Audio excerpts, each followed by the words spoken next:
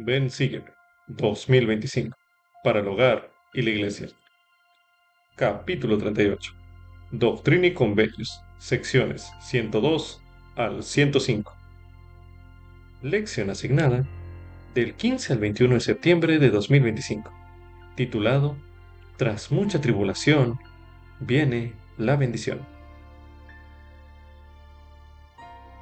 Los santos de Kirtland se sintieron acongojados al saber que sus hermanos y hermanas del condado de Jackson, Missouri, estaban siendo expulsados de sus hogares.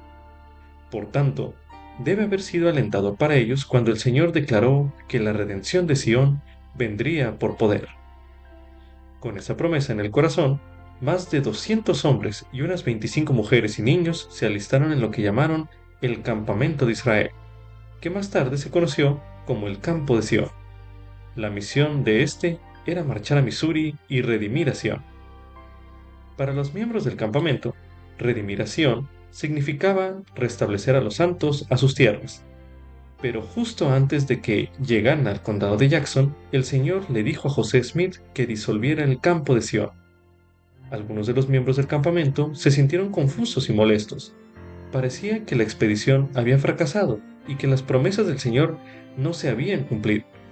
Sin embargo, otras personas lo veían de otra manera. Aun cuando los santos exiliados no recuperaron sus tierras y hogares, la experiencia sí brindó un grado de redención a Sión, y sí vino por poder. Los miembros fieles del campo de Sión, muchos de los cuales más adelante llegaron a ser líderes de la iglesia, testificaron que la experiencia profundizó su fe en el poder de Dios, en el llamamiento divino de José Smith y en Sión. No solo en Sión, el lugar, sino en Sión, el pueblo de Dios. En vez de cuestionar el valor de esa tarea que pareció haber sido infructuosa, aprendieron que la verdadera tarea es seguir al Salvador, aun cuando no entendamos todo. Es de esa manera que Sión finalmente será redimida. A continuación se leerá del Libro de Santos, tomo 1, el capítulo 18, titulado El Campamento de Israel, el cual estudiaremos a continuación. Capítulo 18. El campamento de Israel. En los días que siguieron a la lluvia de meteoritos, José esperaba que sucediera algo milagroso, pero la vida continuó como siempre y no aparecieron otras señales en el cielo. Mi corazón está un tanto triste, admitió en su diario. Había pasado más de 3 meses desde que el Señor había revelado algo para los santos de Sión, y José todavía no sabía cómo ayudarlos. Los cielos parecían estar cerrados. Para aumentar la ansiedad de José, Dr. Philastus Hurlbut había regresado recientemente de Palmyra y Manchester con historias, algunas falsas, otras exageradas, sobre la juventud de José.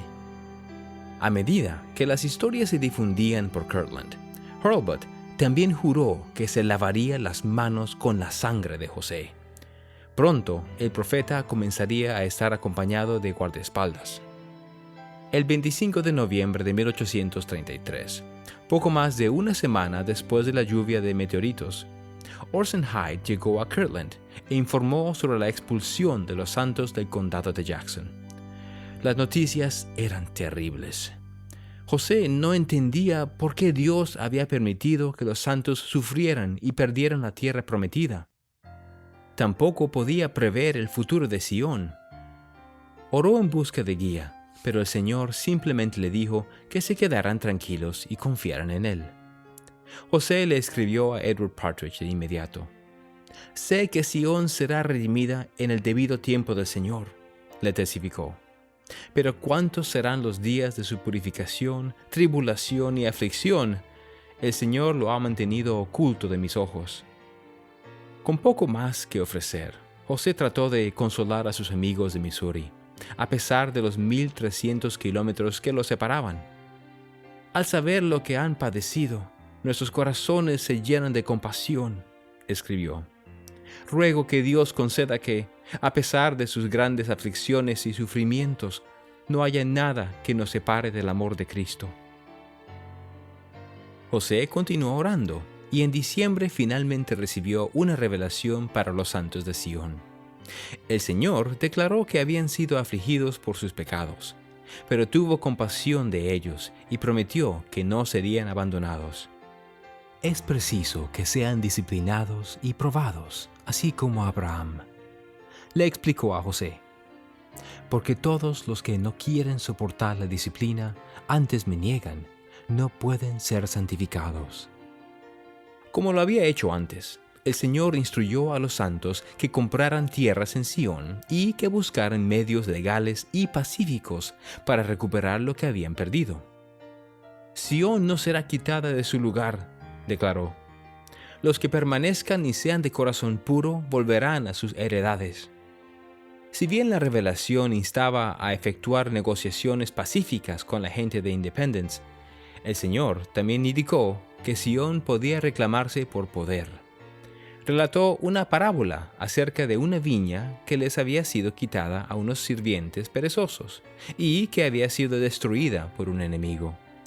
Cuando el señor de la viña vio la destrucción, castigó a los siervos por su negligencia y los llamó a la acción.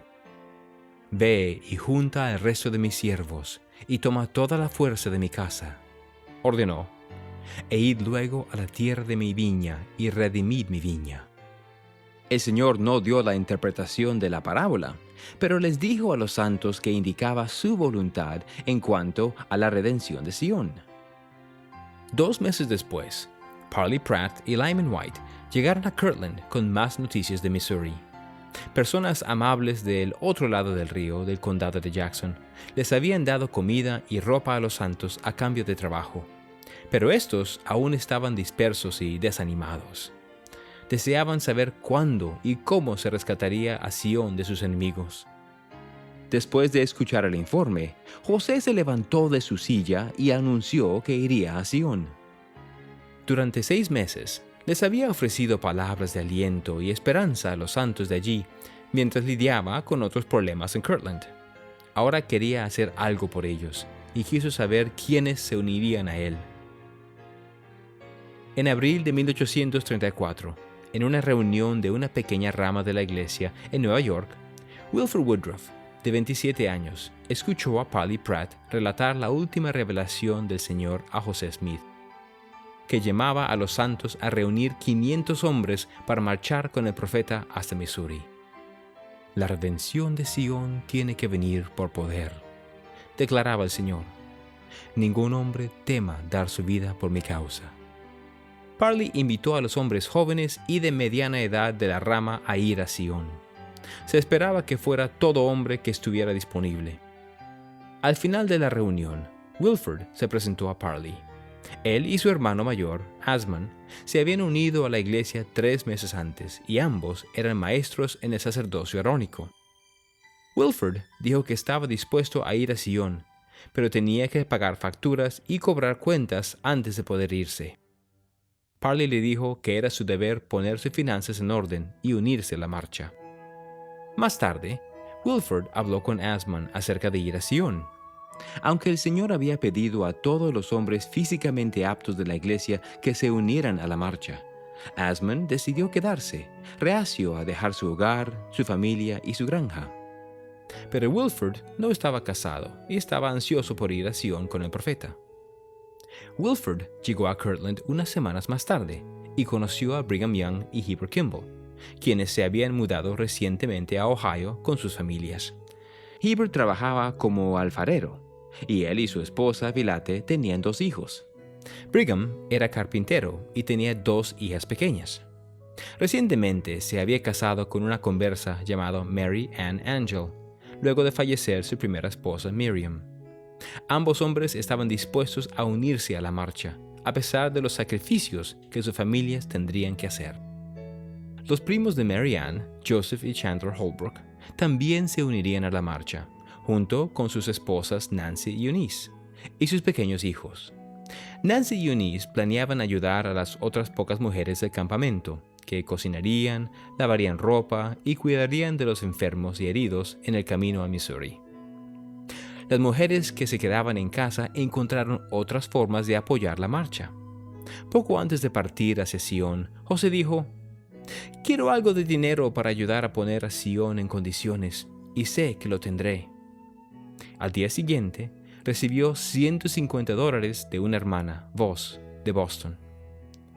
Wilford y un puñado de santos partieron para Sión el 1 de mayo. José, Brigham, Heber y los Holbrook, junto con otros 100 voluntarios más, salieron de Kirtland varios días después y se unieron a Wilford a lo largo del camino. Una vez reunida, la fuerza era solo una pequeña fracción de los 500 que el Señor había pedido, pero se dirigieron al oeste con buen ánimo, decididos a cumplir la palabra del Señor. José tenía grandes esperanzas para su pequeño grupo, al que llamó el Campamento de Israel. Aunque estaban armados y dispuestos a luchar, como lo habían estado los antiguos israelitas cuando lucharon por la tierra de Canaán, José quería resolver el conflicto de manera pacífica. Funcionarios del gobierno de Missouri habían dicho a los líderes de la iglesia de allí que el gobernador Dunklin estaba dispuesto a enviar a la milicia estatal para acompañar a los santos de regreso a sus tierras perdidas. Sin embargo, no podía prometer que los populachos no los expulsarían de nuevo. José planeaba solicitar la ayuda del gobernador una vez que el campamento de Israel llegara a Missouri, y luego trabajar con la milicia para regresar a los santos al condado de Jackson. El campamento permanecería en Sion durante un año para mantener a los santos a salvo de sus enemigos. Para garantizar que todos en el campamento tuvieran provisiones, sus integrantes pusieron su dinero en un fondo general. Siguiendo el modelo del Antiguo Testamento, José dividió los hombres en compañías y cada grupo eligió un capitán. A medida que el campamento de Israel avanzaba hacia el oeste, José se preocupó acerca de entrar en territorio enemigo con su pequeña fuerza.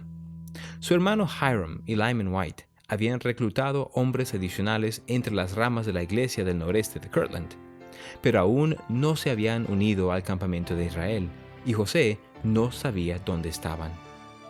También le preocupaba que hubiera espías observando los movimientos del campamento y contando la cantidad de integrantes.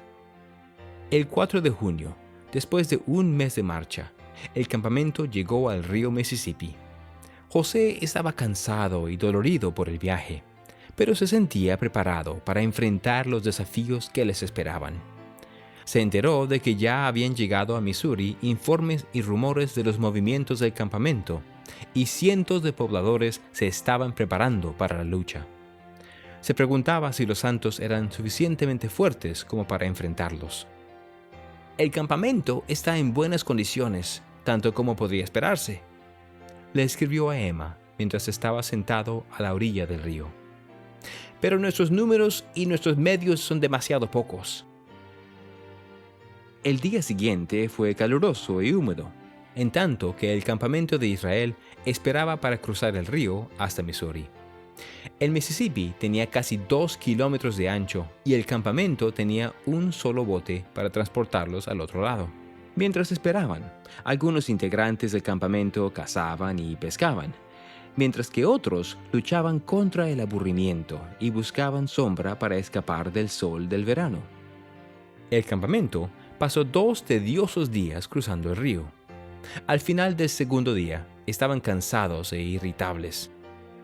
Ahora que estaban en Missouri, muchos de ellos temían que hubiera ataque sorpresa.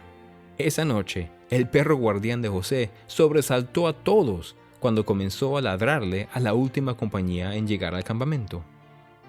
Sylvester Smith, el capitán de la compañía que llegaba, amenazó con matar al perro si no dejaba de ladrar. José calmó al animal, pero al día siguiente, Sylvester y su compañía todavía seguían quejándose. Al escuchar sus quejas, José convocó a los integrantes del campamento. «Descenderé hasta el espíritu que hay en el campamento», anunció, «porque quiero expulsarlos del campamento». Comenzó a imitar el comportamiento de Sylvester de la noche anterior, repitiendo las amenazas del capitán contra el perro. «Este espíritu fomenta la división y el derramamiento de sangre en todo el mundo», dijo. A Sylvester, que no tenía relación de parentesco con José, no le causó gracia. «Si ese perro me muerde», dijo, lo mataré. Si matas a ese perro, dijo José, te azotaré. Si lo haces, dijo Sylvester, voy a defenderme. El campamento observó cómo los dos hombres se miraban fijamente. Hasta ese momento, no había estallado ninguna pelea entre todos ellos, pero las semanas de marcha habían crispado los nervios de todos. Finalmente, José se apartó de Sylvester y preguntó a los santos si estaban tan avergonzados como él de la atmósfera que había en el campamento. Dijo que estaban actuando como perros y no como hombres. Los hombres nunca deben ponerse al nivel de las bestias, dijo. Deben estar por encima de ello. Se calmaron los ánimos en el campamento después de eso, y el pequeño grupo se adentró más profundamente en Missouri. Nancy y Eunice Holbrook se mantuvieron ocupadas atendiendo sus tareas diarias, pero comprendieron que cada paso que daban hacia el condado de Jackson los colocaba en mayor peligro. Poco después que la mayor parte del campamento cruzara el Mississippi, Hiram Smith y Lyman White llegaron con sus reclutas, aumentando la cantidad de personas en el campamento a más de 200 voluntarios. Sin embargo, los líderes del campamento aún estaban preocupados que hubiera un ataque, y José les dijo a los hombres que tenían familias con ellos que buscaran refugio para sus esposas e hijos. Varias mujeres del campamento se opusieron a quedarse atrás. Pero justo cuando los hombres estaban a punto de irse, José llamó a todos a reunirse. Si las hermanas están dispuestas a sufrir un asedio junto con el campamento, dijo, todas ellas pueden acompañarlo. Nancy, Eunice y las otras mujeres del campamento dijeron que estaban dispuestas a ir, felices de que José les hubiera permitido decidir continuar en la marcha. Varios días después, Polly Pratt y Orson Hyde llegaron al campamento con noticias poco gratas. El gobernador Dunklin se había negado a proporcionar apoyo de la milicia a los santos. Sin la ayuda del gobernador, el campamento sabía que no podían ayudar a los santos de Missouri a regresar a su tierra en Sion de manera pacífica. José y sus capitanes decidieron seguir adelante. Esperaban llegar hasta los santos exiliados en el condado de Clay, al norte del río Missouri, y ayudarlos a negociar un entendimiento con las personas del condado de Jackson. El campamento de Israel cruzó la pradera central de Missouri. Faltando aproximadamente un día de viaje para su destino, una mujer negra, posiblemente una esclava, les hizo señas con nerviosismo.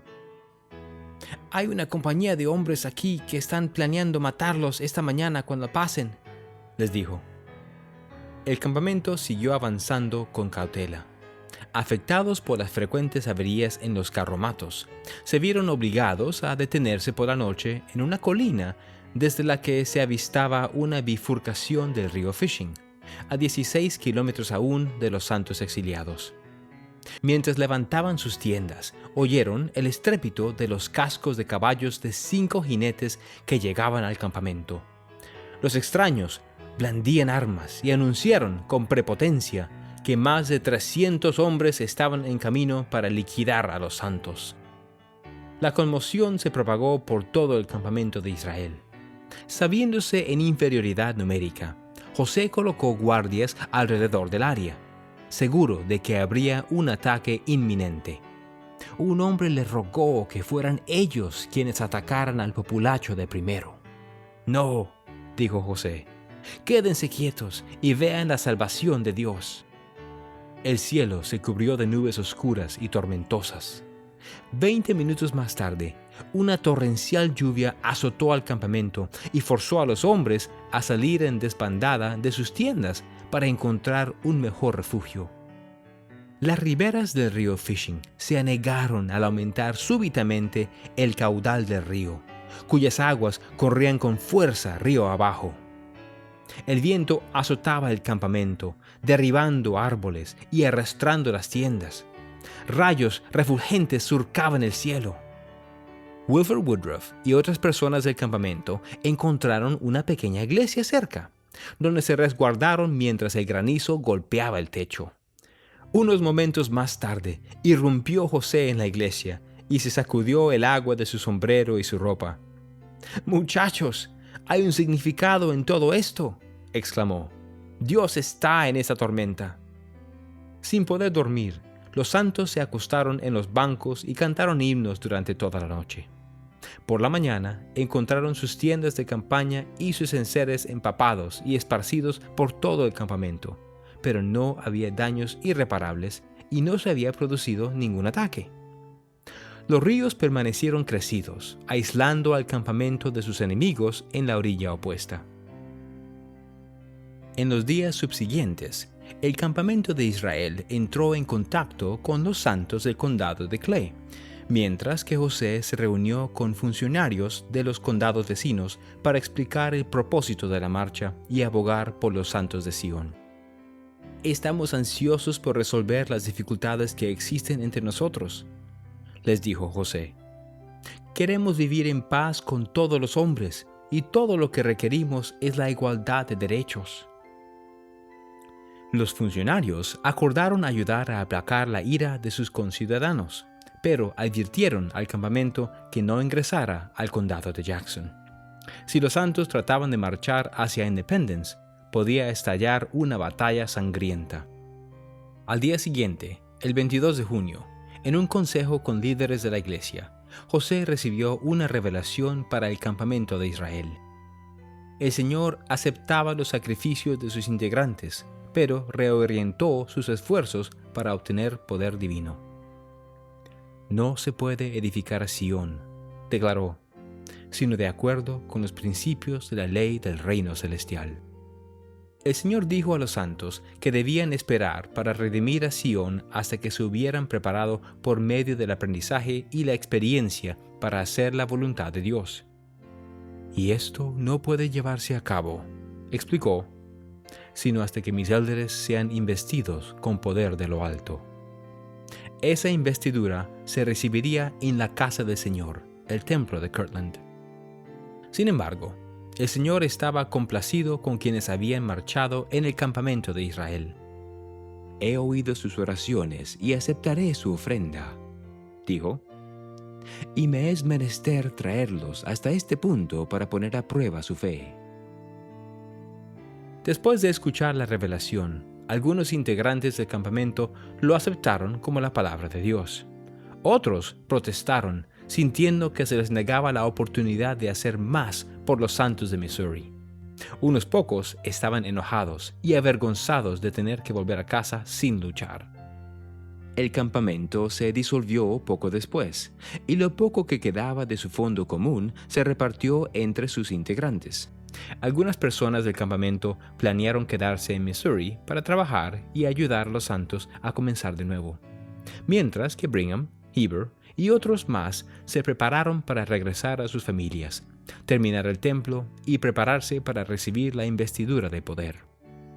Aunque el campamento no había redimido a Sión, Wilford Woodruff estaba agradecido por el conocimiento que había adquirido durante la marcha.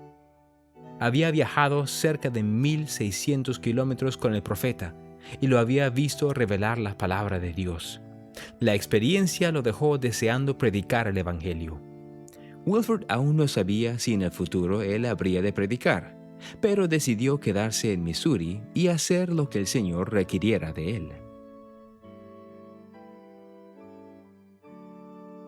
También se recomienda estudiar el artículo La ofrenda aceptable del campo de Sión, parte de Revelaciones en contexto, disponible en la Biblioteca del Evangelio, el cual estudiaremos a continuación. La ofrenda aceptable del campo de Sión, por Matthew C. Godfrey. Nathan Baldwin, de 22 años de edad, se sorprendió cuando, mientras predicaba el Evangelio en Connecticut, en febrero de 1864, tuvo la impresión de ir al oeste. Nathan, nacido en 1812 en Augusta Township, condado de Grenville, Alto Canadá, se bautizó el 28 de abril de 1833 y desde ese entonces predicó en el este de los Estados Unidos. Rápidamente obedeció la impresión de ir al oeste. Inmediatamente dirigí mi rostro hacia el oeste, escribió. y comencé a volver sobre mis pasos al tiempo que me preguntaba, ¿para qué tendré que ir al oeste? Cuando llegó a Oswegatchie, Nueva York, un joven llamado Reuben Foote le dijo que los santos habían sido expulsados del condado de Jackson, Missouri, en el otoño de 1833, y que el profeta José Smith estaba planeando dirigir una expedición para ayudar a los miembros de la iglesia que habían sido desplazados. En ese momento, Nathan sintió que entendía por qué el Señor le había mandado al oeste, para que pudiera unirse a la expedición. La información que recibió de Oswegatchie era correcta. Más o menos al mismo tiempo en que Nathan se sintió inspirado a viajar al oeste, Parley P. Pratt y Lyman White viajaron de Missouri a Kirtland, Ohio, para explicarle a José Smith y al Sumo Consejo de Kirtland la grave situación de los santos que ahora vivían principalmente en el condado de Clay, Missouri.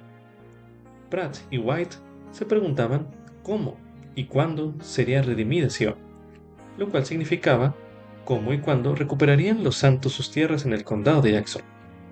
Tras escuchar a ellos, José Smith declaró que él iría a Sion para ayudar a redimirla, y pidió voluntarios que lo acompañaran.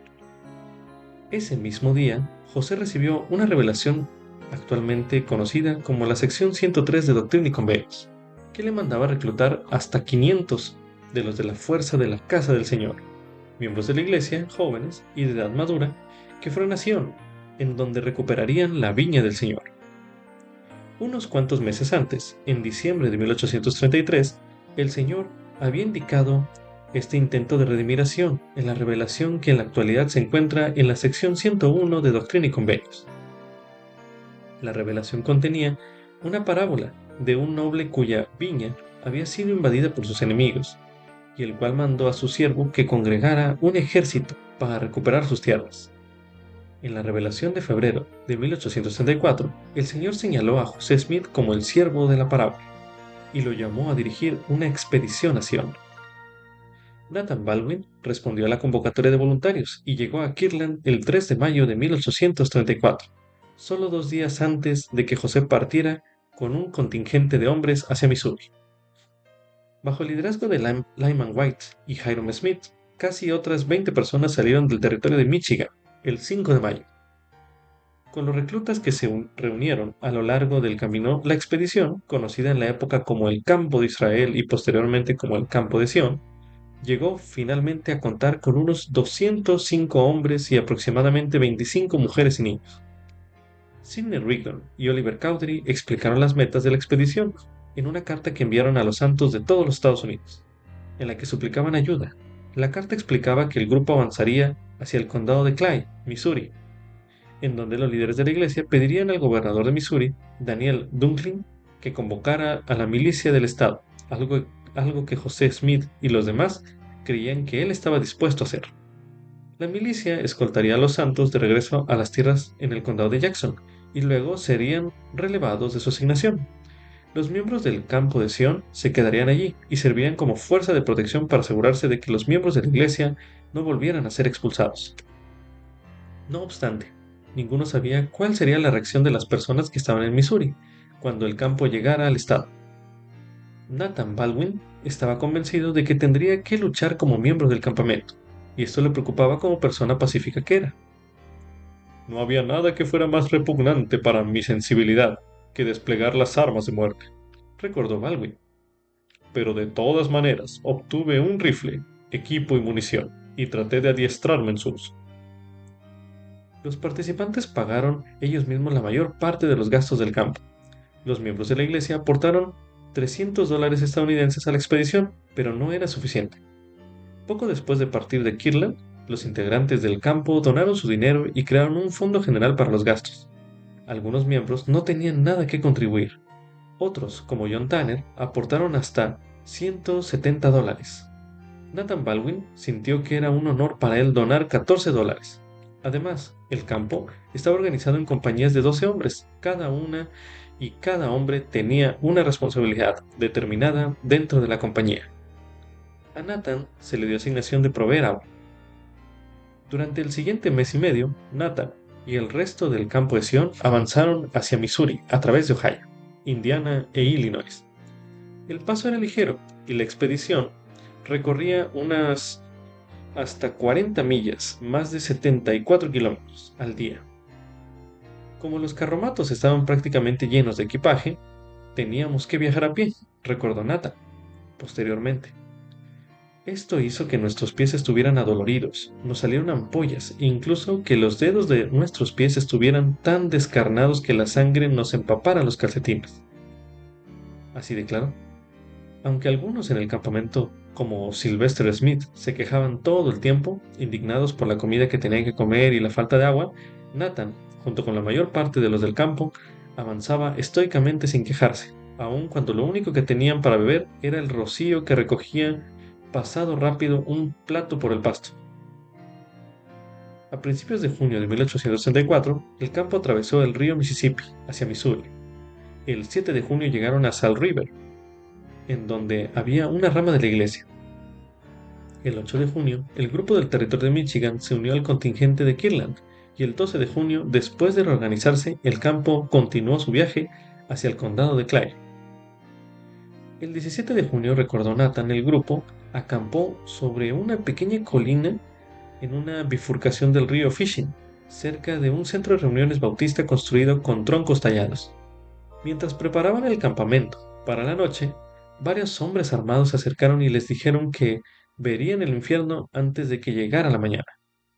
Un enorme grupo de hombres, Nathan recuerda unos 1600, pero otros apuntan en torno a 500, aguardaron la puesta del sol para saltar al campamento. No bien hubieron proferido esta amenaza, recordó Nathan, apareció un pequeño nubarrón por el oeste, que aumentó de tamaño hasta que pronto todo el cielo azul se tiñó de gris, mostrando un aspecto vengativo, mientras la lluvia descendía en torrentes, rugían los vientos, y se veían y oían relámpagos y truenos tan intensos como rara vez se ven y oyen. También cayeron granizos, algunos dice así tan grandes como puños, que rompieron ramas de árboles e hicieron astillas las cercas. La gran tormenta hizo que el río se desbordara de manera increíble, de modo que ellos, es decir, aquellos enemigos, no pudieron avanzar, ni sus enemigos pudieron alcanzarlos si se hubiesen animado a intentarlo. Nathan y los demás integrantes del campo comprendieron que la tormenta era evidencia de la protección de Dios, ya que evitó que el grupo de hombres atacara el campamento. Previamente el Señor había dicho que Él libraría las batallas de sus santos, declaró Nathan, y parecía que el mandato de utilizar la artillería de los cielos en defensa de sus santos hubiera sido directamente de su presencia. 2 días después de la tormenta, un grupo de hombres que venían como representantes de los condados de Rye y Clay se presentaron en el campamento y le dijeron a José Smith que la llegada del campamento había enfurecido a la mayoría de los residentes del oeste de Missouri. De hecho, algunos periódicos informaban de que un enorme contingente de hombres se había reunido en el condado de Jackson, preparado para derramar sangre en caso de que el campo atravesara el río Missouri. Los representantes de los condados de Rye y Clay dijeron a los del campo qué curso habían de seguir a fin de asegurarse el favor y la protección de los residentes del oeste de Missouri. José Smith supo también que el gobernador de Missouri, Daniel Dunklin, no estaba dispuesto a convocar a la milicia del estado en esa ocasión, lo que significaba que no habría escolta militar que acompañara a los santos de regreso a sus tierras en el condado de Jackson. El 22 de junio, José llevó a cabo un consejo para determinar las medidas que el campo había de tomar. Durante el consejo, él dictó la revelación que hoy día se encuentra en la sección 105 de Doctrina y Convenios, la cual, según el integrante del campo, Joseph Holbrook, mostraba la voluntad de Dios concerniente a la redención de Sion.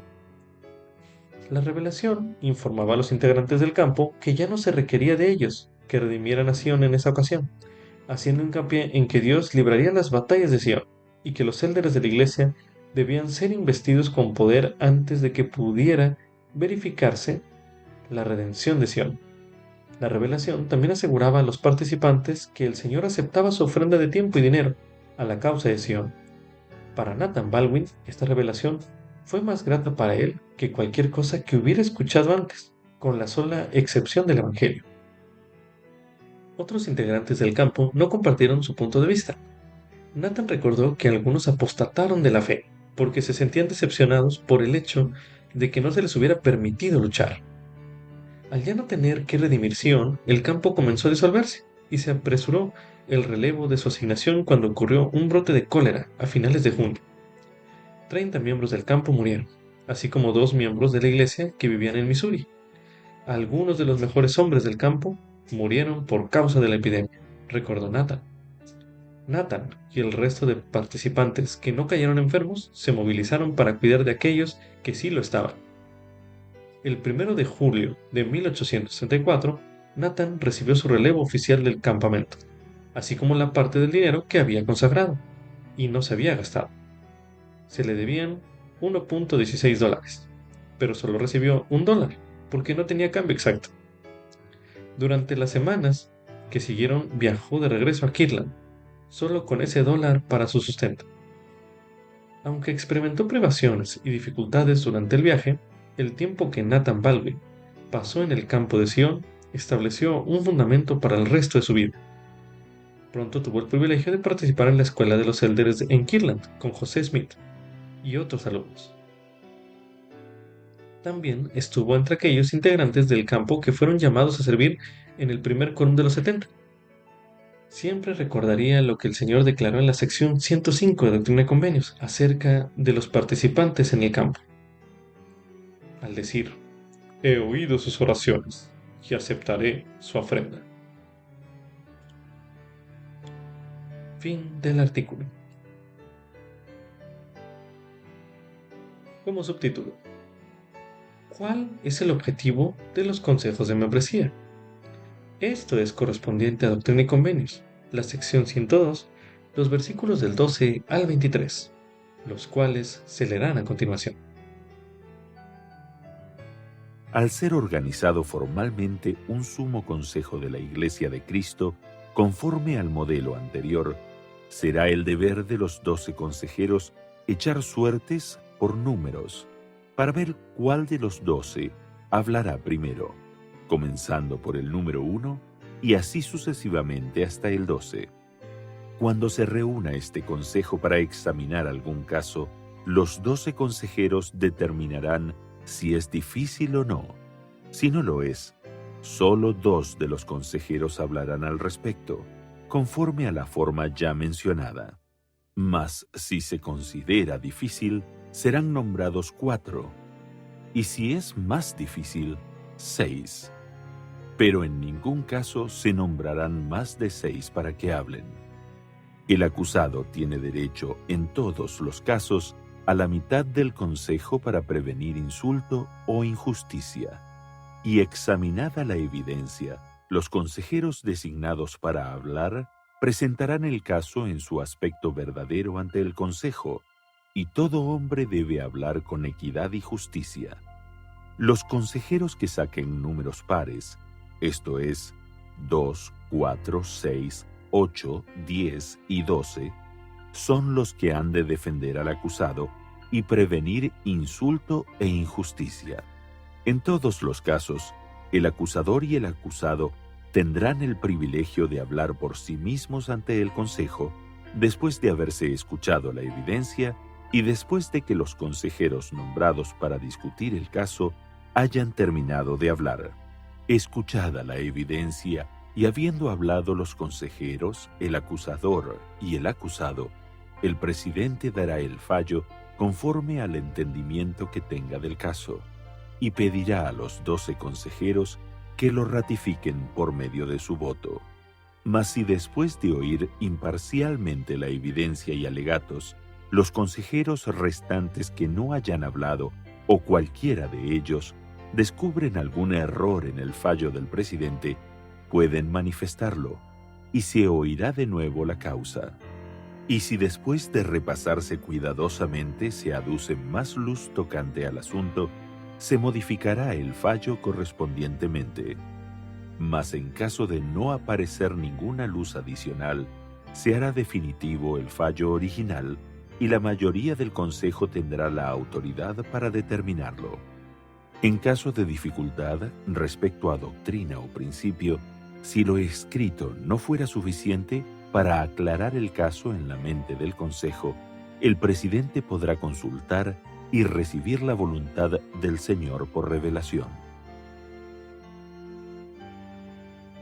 La sección 102 de Doctrina y Convenios contiene la minuta de la reunión en Kirtland, Ohio, en la que se organizó el primer Sumo Consejo de la Iglesia. En los versículos que acabamos de leer en este bloque de lectura, el Señor describe los procedimientos que los sumos consejos siguen cuando llevan a cabo consejos de membresía para quienes han cometido transgresiones graves. El presidente M. Russell Ballard, presidente en funciones del Coro de los Apóstoles, enseñó lo siguiente. En ocasiones, los miembros preguntan por qué se realizan consejos de membresía en la Iglesia. Su propósito es tripártito: salvar el alma del transgresor, proteger al inocente y salvaguardar la pureza, la integridad y el buen nombre de la Iglesia. Esto es un fragmento del artículo Una oportunidad para empezar de nuevo. Los consejos disciplinarios de la Iglesia y la restauración de las bendiciones. Un artículo publicado en la revista Ensign de septiembre de 1990.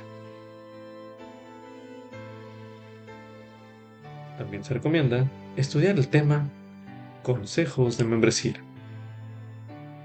uno de los temas del Evangelio, disponible en la Biblioteca del Evangelio, el cual se leerá a continuación. Consejos de membresía. Reseña. Nuestro Padre Celestial ama a cada uno de nosotros y desea que regresemos a vivir con Él.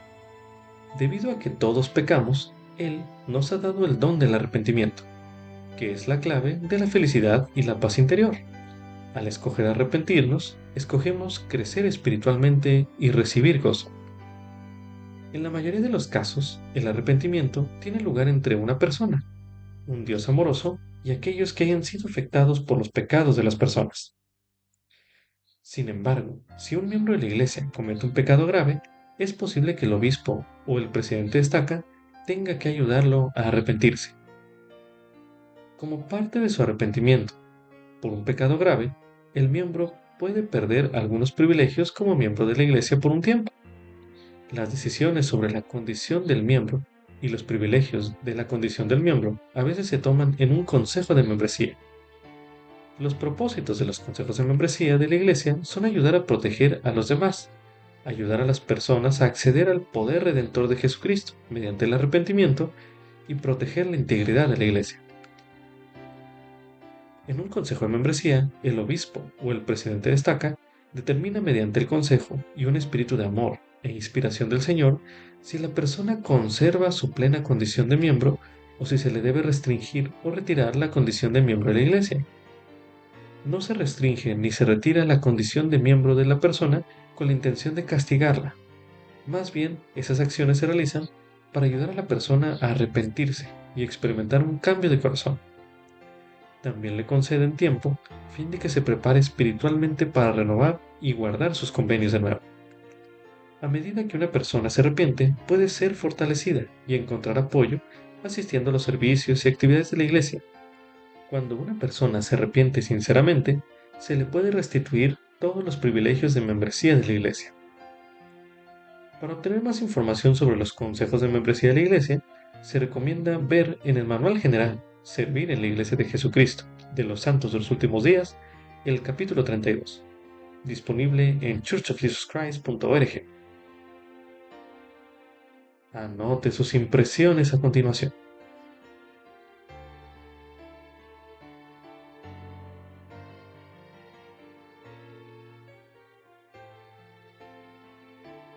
Como subtítulo: Sion se puede edificar solamente sobre principios de rectitud.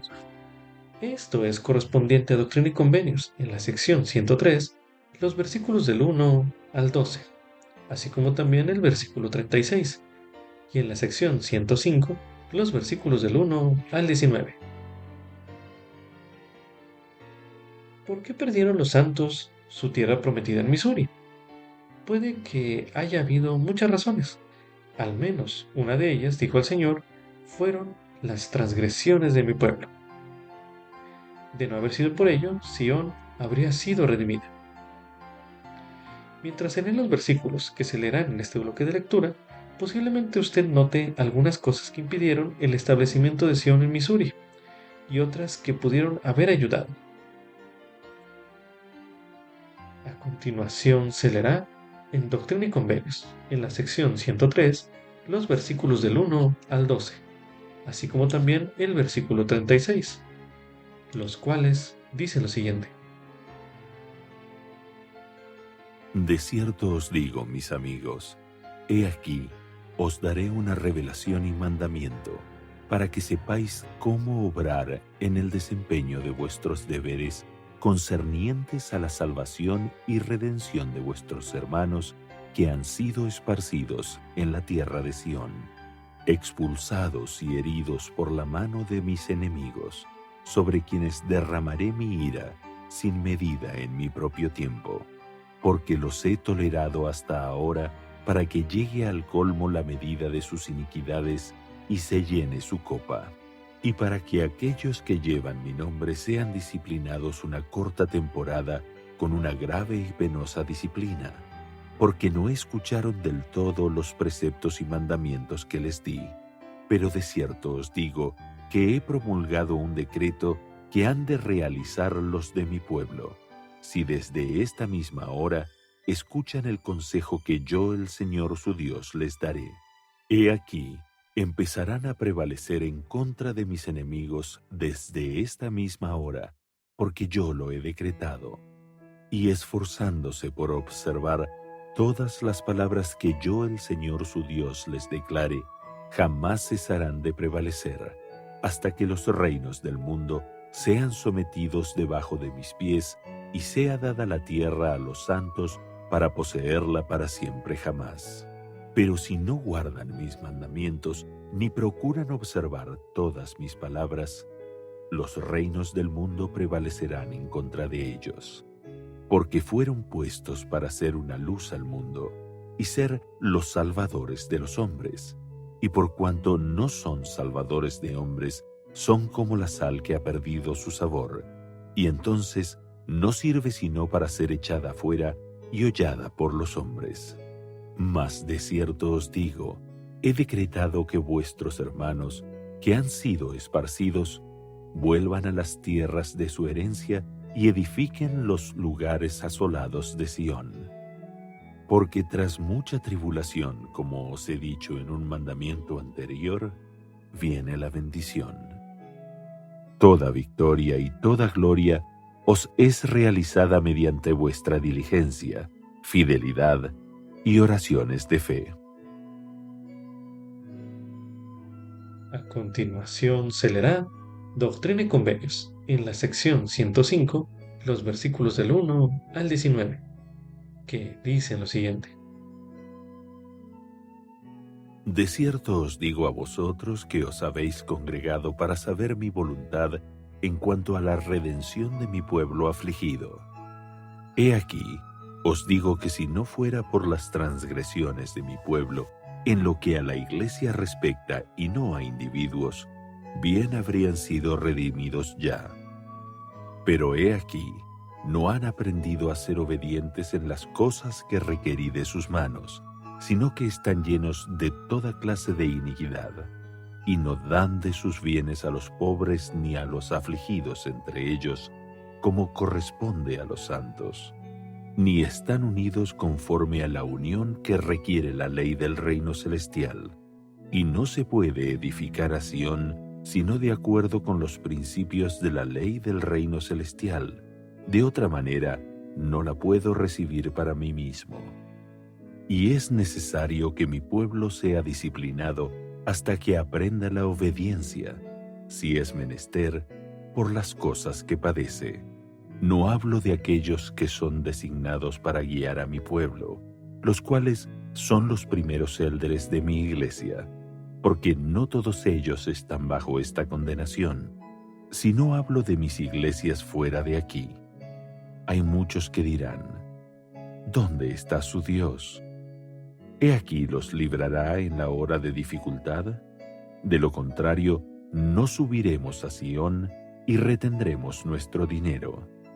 Por tanto, a causa de las transgresiones de mi pueblo, me conviene que mis élderes esperen un corto tiempo la redención de Sión. para que ellos mismos se preparen y mi pueblo sea instruido con mayor perfección, y adquiera experiencia, y sepa más cabalmente lo concerniente a su deber y a las cosas que de sus manos requiero. Y esto no puede llevarse a cabo sino hasta que mis élderes sean investidos con poder de lo alto. Pues he aquí, he preparado una magna investidura y bendición que derramaré sobre ellos, si son fieles y siguen siendo humildes delante de mí. De modo que me conviene que mis élderes esperen un corto tiempo la redención de Sión, porque he aquí, no exijo de sus manos que peleen las batallas de Sión, pues como dije en un mandamiento anterior y así cumpliré, yo pelearé vuestras batallas. He aquí, yo he enviado al destructor para deshacer y asolar a mis enemigos, y de aquí a muy pocos años no quedarán para profanar mi heredad, ni para blasfemar mi nombre en las tierras que he consagrado para el recogimiento de mis santos. He aquí, he mandado a mi siervo José Smith hijo, decir a la fuerza de mi casa, sí, mis guerreros, mis jóvenes y los de edad madura, que se junten para redimir a mi pueblo, volcar las torres de mis enemigos y esparcir a sus atalayas. Mas la fuerza de mi casa no ha escuchado mis palabras. Pero ya que hay algunos que han atendido a mis palabras, he preparado una bendición e investidura para ellos, si continúan fieles. He oído sus oraciones, y aceptaré su ofrenda, y me es menester traerlos hasta este punto para poner a prueba su fe. Ahora medite a continuación. ¿Qué aprende usted que pueda ayudarle a establecer Sión en su corazón, en su hogar y en su comunidad? Medite una última vez en este bloque de lectura.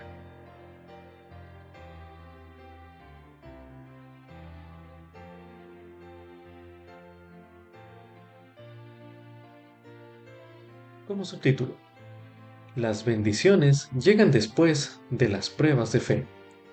Esto es correspondiente a Doctrina y Convenios, en la sección 103, los versículos del 12 al 13, así como también el versículo 36, y en la sección 105, los versículos del 1 al 6, así como también del 9 al 19.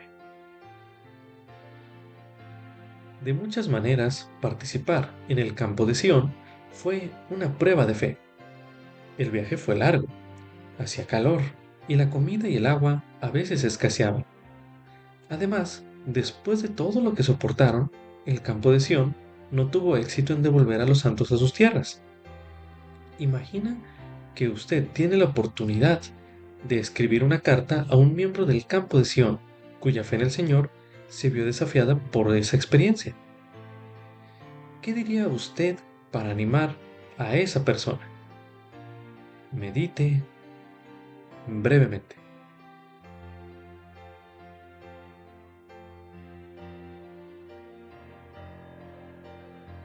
Con ese mismo objetivo o propósito, se le invita a buscar verdades en los siguientes versículos que se leerán en este bloque de lectura.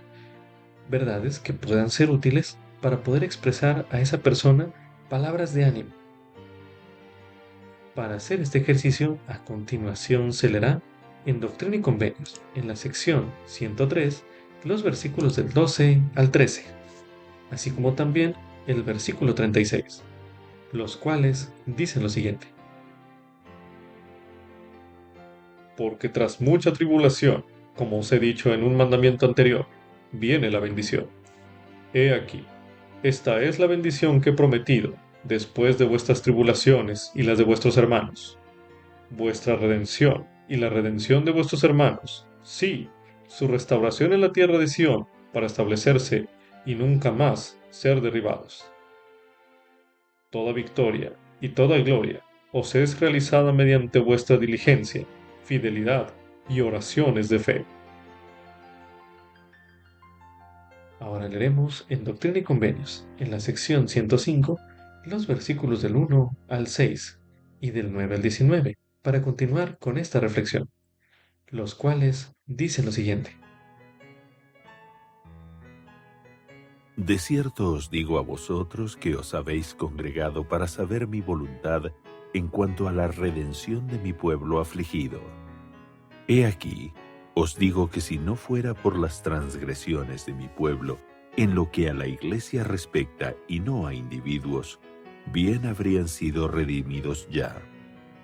Pero he aquí, no han aprendido a ser obedientes en las cosas que requerí de sus manos, sino que están llenos de toda clase de iniquidad, y no dan de sus bienes a los pobres ni a los afligidos entre ellos, como corresponde a los santos, ni están unidos conforme a la unión que requiere la ley del reino celestial, y no se puede edificar a Sión sino de acuerdo con los principios de la ley del reino celestial.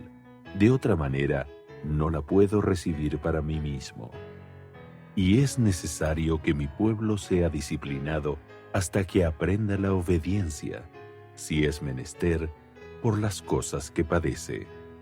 Por tanto, a causa de las transgresiones de mi pueblo, me conviene que mis élderes esperen un corto tiempo la redención de Sión, para que ellos mismos se preparen y mi pueblo sea instruido con mayor perfección, y adquiera experiencia, y sepa más cabalmente lo concerniente a su deber y a las cosas que de sus manos requiero. Y esto no puede llevarse a cabo sino hasta que mis élderes sean investidos con poder de lo alto. Pues he aquí, he preparado una magna investidura y bendición que derramaré sobre ellos, si son fieles y siguen siendo humildes delante de mí. De modo que me conviene que mis élderes esperen un corto tiempo la redención de Sión, porque he aquí, no exijo de sus manos que peleen las batallas de Sión, pues como dije en un mandamiento anterior y así cumpliré, yo pelearé vuestras batallas. He aquí, yo he enviado al destructor para deshacer y asolar a mis enemigos, y de aquí a muy pocos años no quedarán para profanar mi heredad, ni para blasfemar mi nombre en las tierras que he consagrado para el recogimiento de mis santos.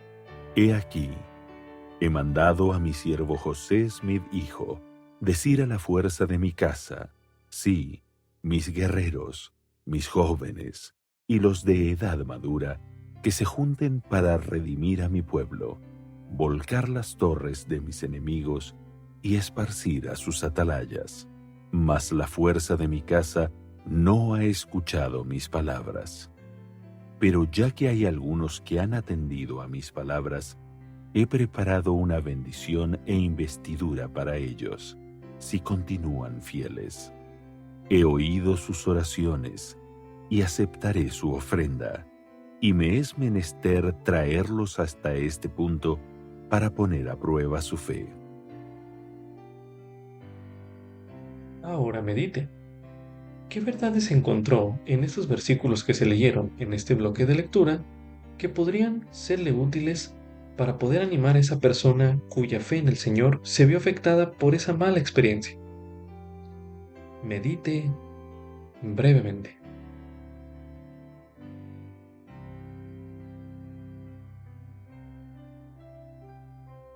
Ahora, usted podría pensar en un ejemplo más moderno de una prueba similar a la del campo del Sion, tal como la de un misionero actual que trabaja arduamente, pero nadie se une a la iglesia a pesar de sus esfuerzos. En función de lo que ha estudiado usted en este bloque de lectura, medite a continuación. ¿Cómo ayudaría usted a ese misionero a ver que su misión fue exitosa de todas maneras? Medite brevemente.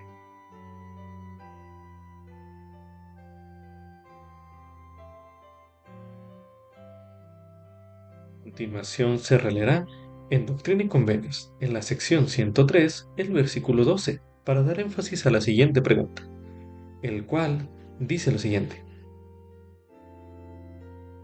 Porque tras mucha tribulación, como os he dicho en un mandamiento anterior, viene la bendición. Medite a continuación. ¿Cómo le ha bendecido el Señor a usted tras mucha tribulación? Medite una última vez en este bloque de lectura.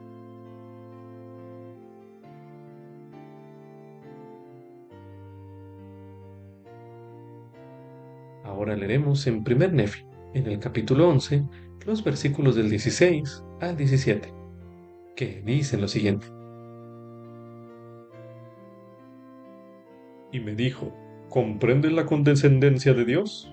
Y le respondí, sé que ama a sus hijos, sin embargo, no sé el significado de todas las cosas.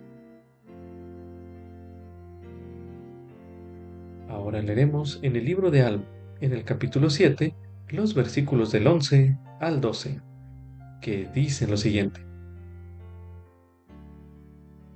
Y él saldrá sufriendo dolores, aflicciones y tentaciones de todas clases, y esto para que se cumpla la palabra que dice, tomará sobre sí los dolores y las enfermedades de su pueblo, y tomará sobre sí la muerte, para soltar las ligaduras de la muerte que sujetan a su pueblo, y sus debilidades tomará a él sobre sí, para que sus entrañas sean llenas de misericordia, según la carne, a fin de que según la carne sepa cómo socorrer a los de su pueblo, de acuerdo con las debilidades de ellos.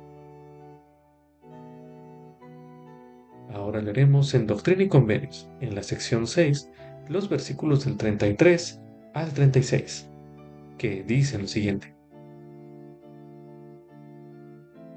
No tengáis miedo, hijos míos, de hacer lo bueno, porque lo que sembréis, eso mismo cosecharéis.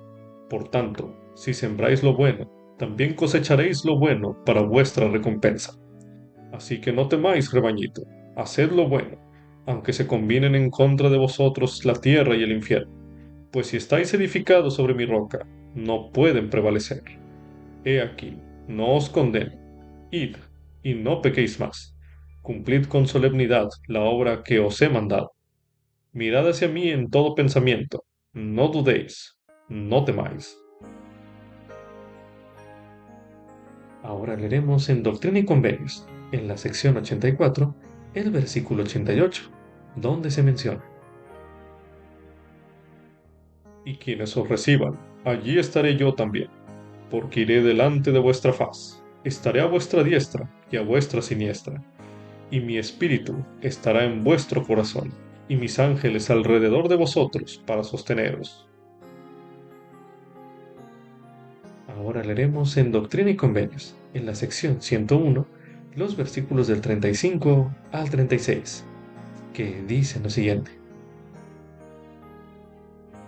Y todos los que padezcan persecución por mi nombre, y la soporten con fe, aunque les sea requerido dar su vida por mi causa, aún así participarán de toda esta gloria.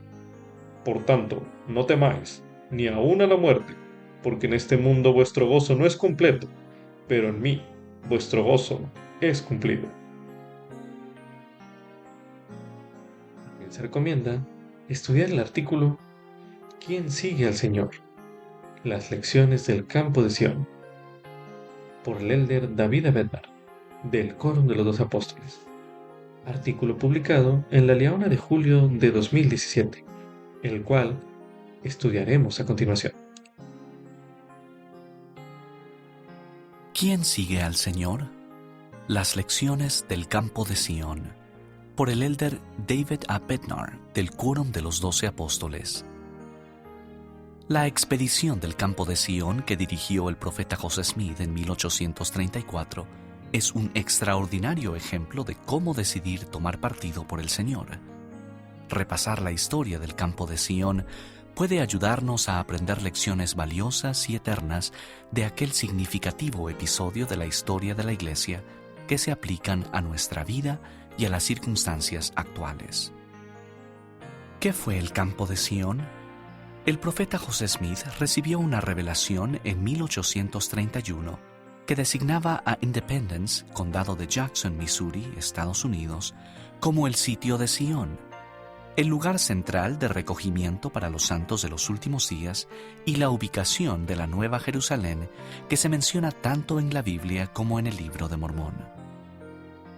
Para el verano de 1833, los colonos mormones constituían aproximadamente 1/3 de la población del condado de Jackson. El número, que aumentaba rápidamente, la potencial influencia política y las distintivas creencias religiosas y políticas de aquellos recién llegados eran causas de preocupación para los otros colonos del área, quienes, por lo tanto, exigieron que los miembros de la iglesia desalojaran sus casas y propiedades. Cuando no se actuó de conformidad con dicho ultimátum, los habitantes de Missouri atacaron los asentamientos en noviembre de 1833 y forzaron a los santos a partir. La formación del campo de Sion se mandó por revelación en febrero de 1834. El propósito principal de ese ejército del Señor era proteger a los mormones del condado de Jackson de ataques adicionales, después de que la milicia de Missouri cumpliera con su obligación de escoltar a los colonos a salvo hasta sus casas y tierras. El campo, además, había de llevar dinero, provisiones y dar apoyo moral a los indigentes santos. Por consiguiente, durante mayo y junio de 1834, una compañía de más de 200 voluntarios santos de los últimos días, dirigida por el profeta José Smith, viajó aproximadamente 1.450 kilómetros, desde Kirtland, Ohio, hasta el condado de Clay, Missouri. Hiram Smith y Lyman White también reclutaron un grupo, más pequeño, de voluntarios del territorio de Michigan y se reunieron con el grupo del profeta en Missouri. Entre quienes participaron en el campo de Sion se hallaban Brigham Young, Heber C. Kimball, Wilford Woodruff, Parley P. Pratt, Orson Hyde y muchos otros reconocidos personajes de la historia de la Iglesia. Mi propósito no es describir los detalles de esa rigurosa travesía ni relatar todos los episodios significativos en lo espiritual que tuvieron lugar. Permítanme tan solo resumir algunos de los acontecimientos más importantes de la expedición del campo de Sion. El gobernador de Missouri, Daniel Dunklin, no proporcionó la prometida ayuda de la milicia que necesitaban los colonos mormones para restablecerse en sus tierras. Las negociaciones que se entablaron entre los líderes de la iglesia, los funcionarios del estado de Missouri y los ciudadanos del condado de Jackson para evitar un conflicto armado y resolver las disputas tocantes a las propiedades no llegaron a un acuerdo satisfactorio. Por último, el Señor mandó a José Smith que disolviera el campo de Sion e indicó por qué los ejércitos del Señor no habían logrado el objetivo que imaginaban. El Señor mandó a los santos que se granjearan la buena voluntad de la gente de aquella zona en preparación para el tiempo en que Sion fuese recuperada por medios legales en vez de militares. El ejército de Sion se dividió en grupos más pequeños a finales de junio de 1834 y los papeles de la baja militar definitiva se expidieron los primeros días de julio de dicho año. La mayoría de los voluntarios regresaron a Ohio. ¿Qué lecciones podemos aprender del campo de Sion? Al no restablecer a los santos en sus tierras del condado de Jackson, algunas personas consideraron al campo de Sion una empresa fallida e infructuosa. Un hermano de Kirtland, alguien que carecía de la fe para ofrecerse como voluntario e ir con el campo de Sion, se encontró con Brigham Young al regreso de Missouri y le preguntó: «Bien, ¿qué consiguieron ustedes en este inútil viaje a Missouri con José Smith?» «Todo lo que esperábamos lograr», replicó sin demora Brigham Young. «No cambiaría la experiencia que obtuve en esa expedición por todas las riquezas del condado de Geauga», que era el condado donde estaba Kirtland por entonces. Los invito a pensar seriamente en la respuesta de Brigham Young. Todo lo que esperábamos lograr. ¿Cuáles son las enseñanzas clave que podemos aprender de una empresa que no logró su propósito expreso, pero que, a pesar de todo, supuso para aquellos santos, y puede suponer para nosotros, bendiciones para toda la vida? creo que pueden hallarse al menos 2 lecciones predominantes en la respuesta del hermano Brigham Young a aquella pregunta mordaz. 1. La lección de las pruebas de la criba y de la preparación. Y 2. La lección de observar a las autoridades generales, de aprender de ellas y de seguirlas. Recalco que estas lecciones son igual de importantes, o tal vez más, que aprendamos y apliquemos hoy en día como lo fueron hace poco más de 180 años para los voluntarios del campo de Sion. La lección de las pruebas, de la criba y de la preparación.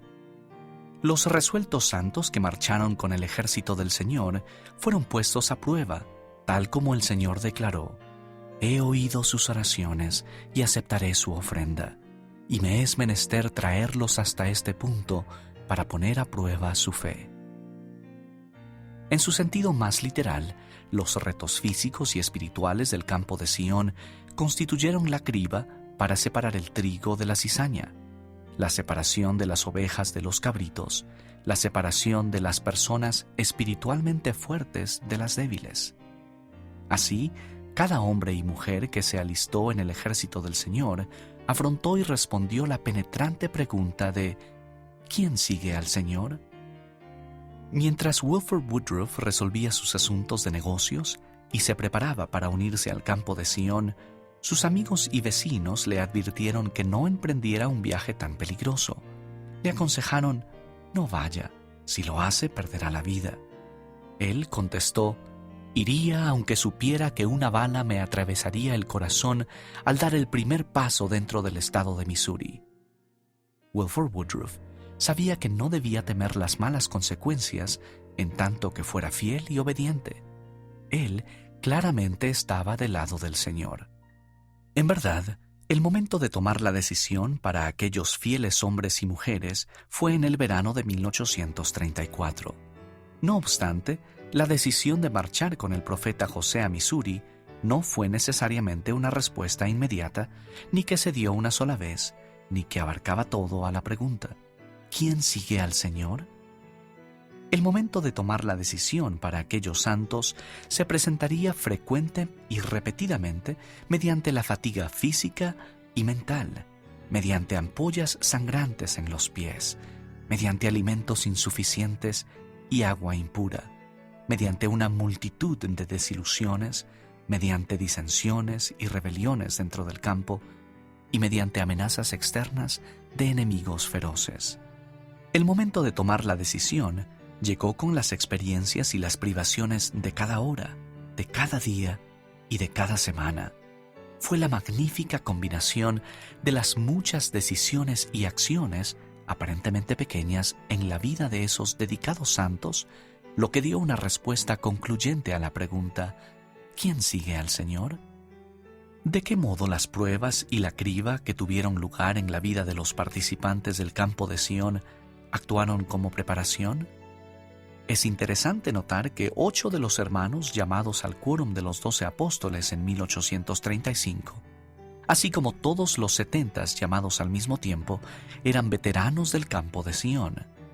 En una reunión posterior al llamamiento de los 70, el profeta José Smith declaró: «Hermanos, sé que algunos de ustedes se hallan enfadados conmigo porque no peleamos en Missouri, pero permítanme decirles que Dios no quería que pelearan.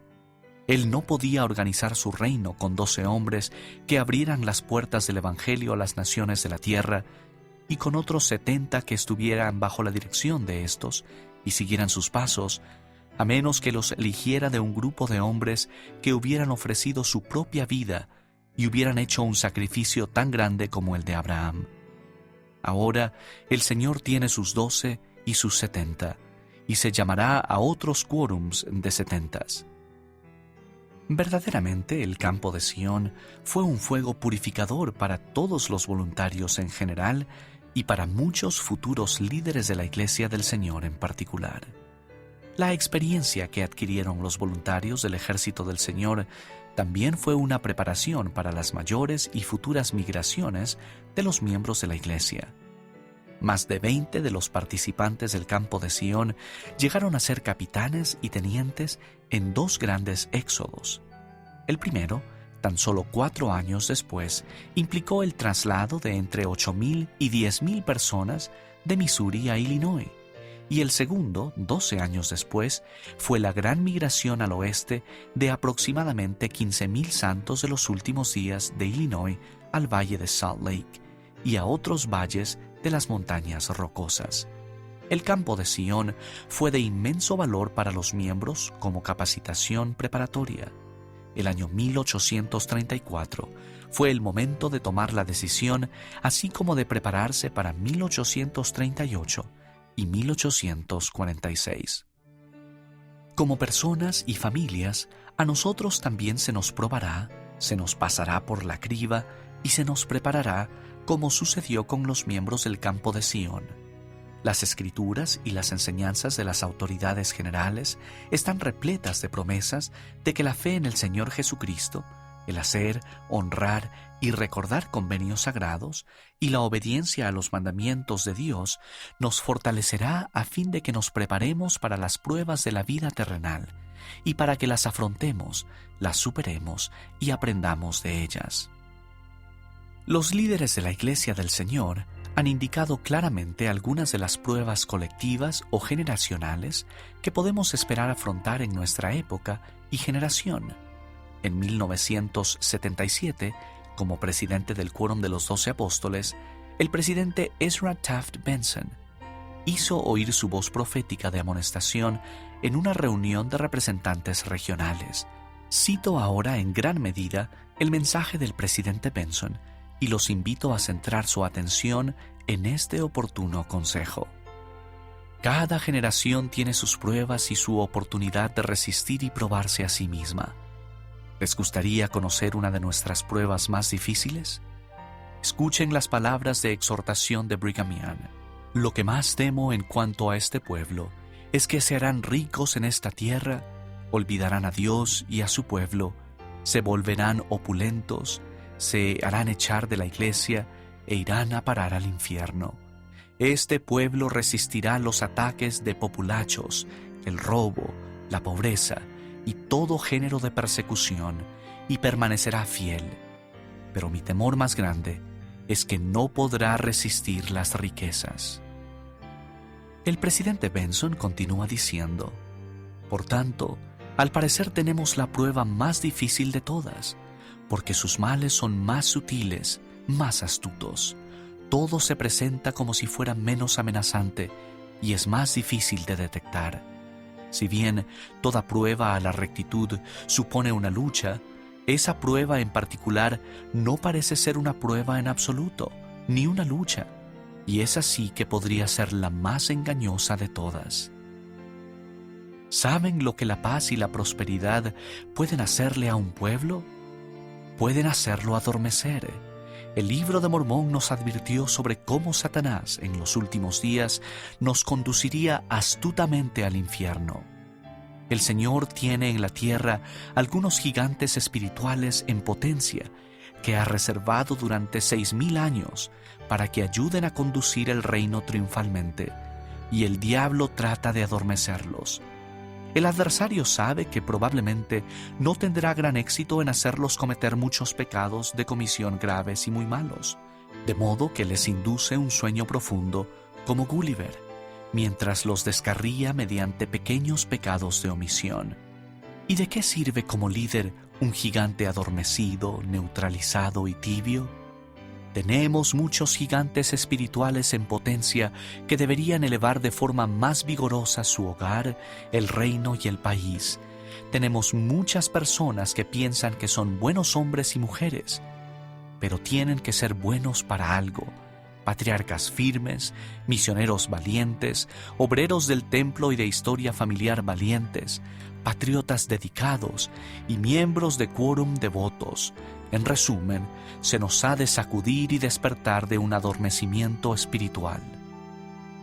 Consideren que la opulencia, la prosperidad y la comodidad pueden ser pruebas de nuestros días iguales o mayores en intensidad que las persecuciones y las penurias físicas que sobrellevaron los santos que se ofrecieron como voluntarios para la marcha del campo de Sion.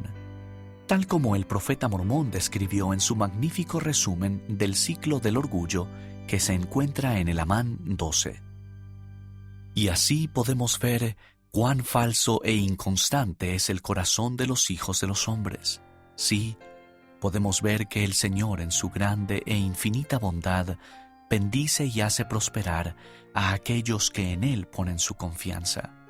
Sí, y podemos ver que es precisamente en la ocasión en que hace prosperar a su pueblo, sí, en el aumento de sus campos, sus hatos y sus rebaños, y en oro, en plata, y en toda clase de objetos preciosos de todo género y arte, preservando sus vidas y librándolos de las manos de sus enemigos, ablandando el corazón de sus enemigos para que no les declaren guerras, sí, y en una palabra, haciendo todas las cosas para el bienestar y felicidad de su pueblo, sí, entonces es la ocasión en que endurecen sus corazones y se olvidan del Señor su Dios y huellan con los pies al Santo, sí, y esto a causa de su comodidad y su extrema prosperidad.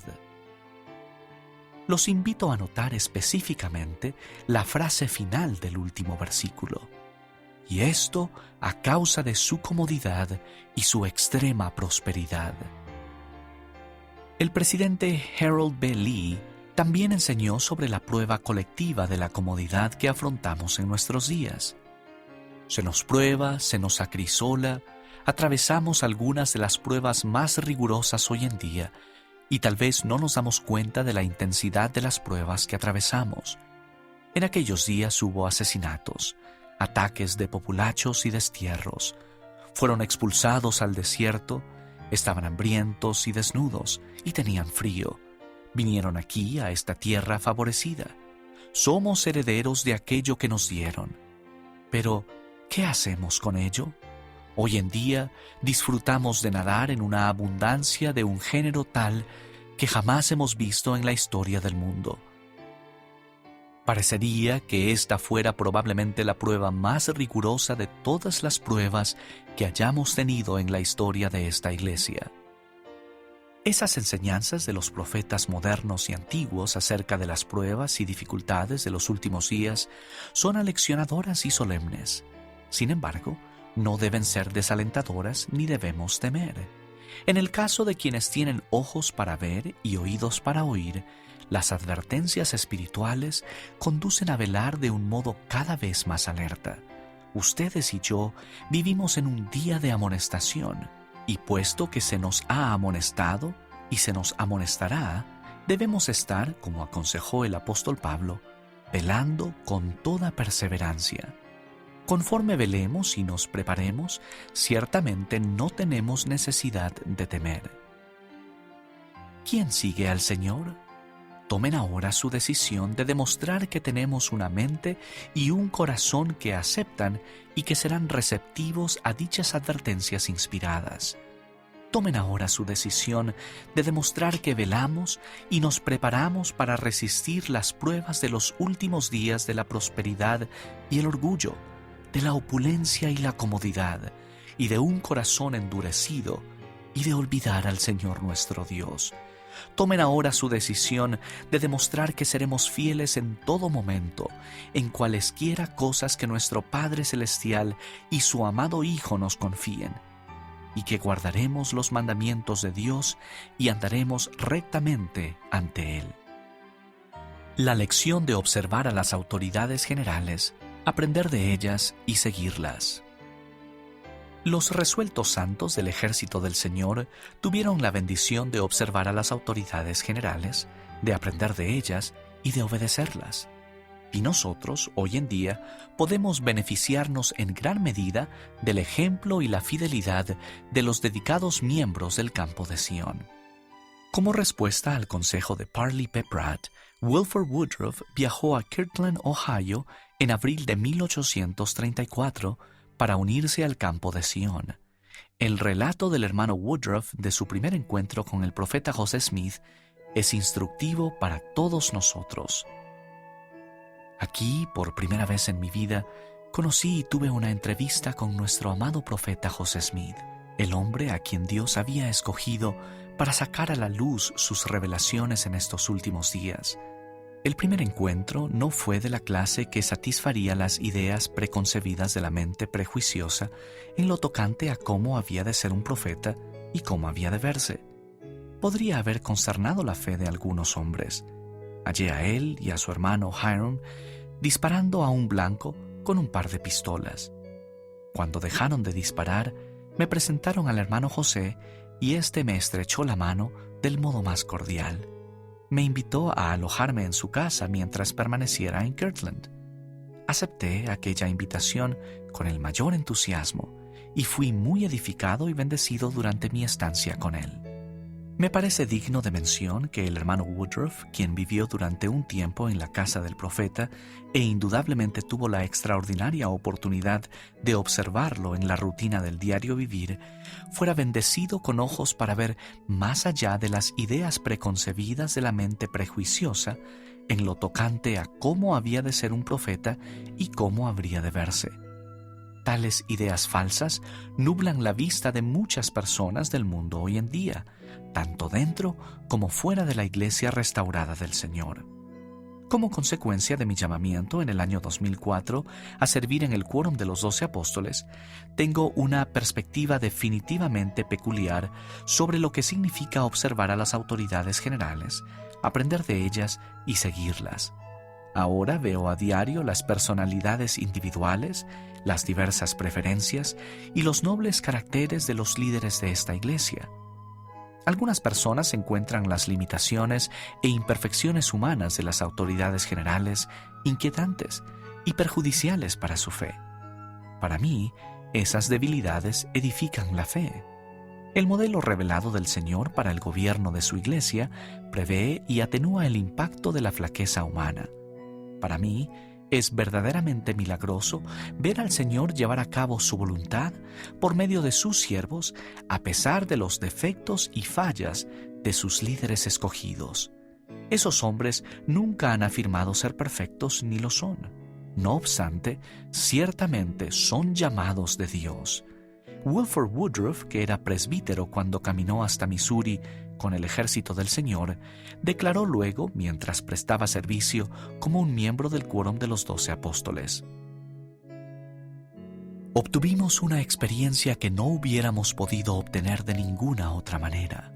Tuvimos el privilegio de viajar 1,600 kilómetros al lado del profeta y de ver cómo el Espíritu de Dios obraba en él, así como las revelaciones que recibió de Jesucristo y el cumplimiento de éstas. Si no hubiera acompañado al campo de Sion, no estaría aquí hoy.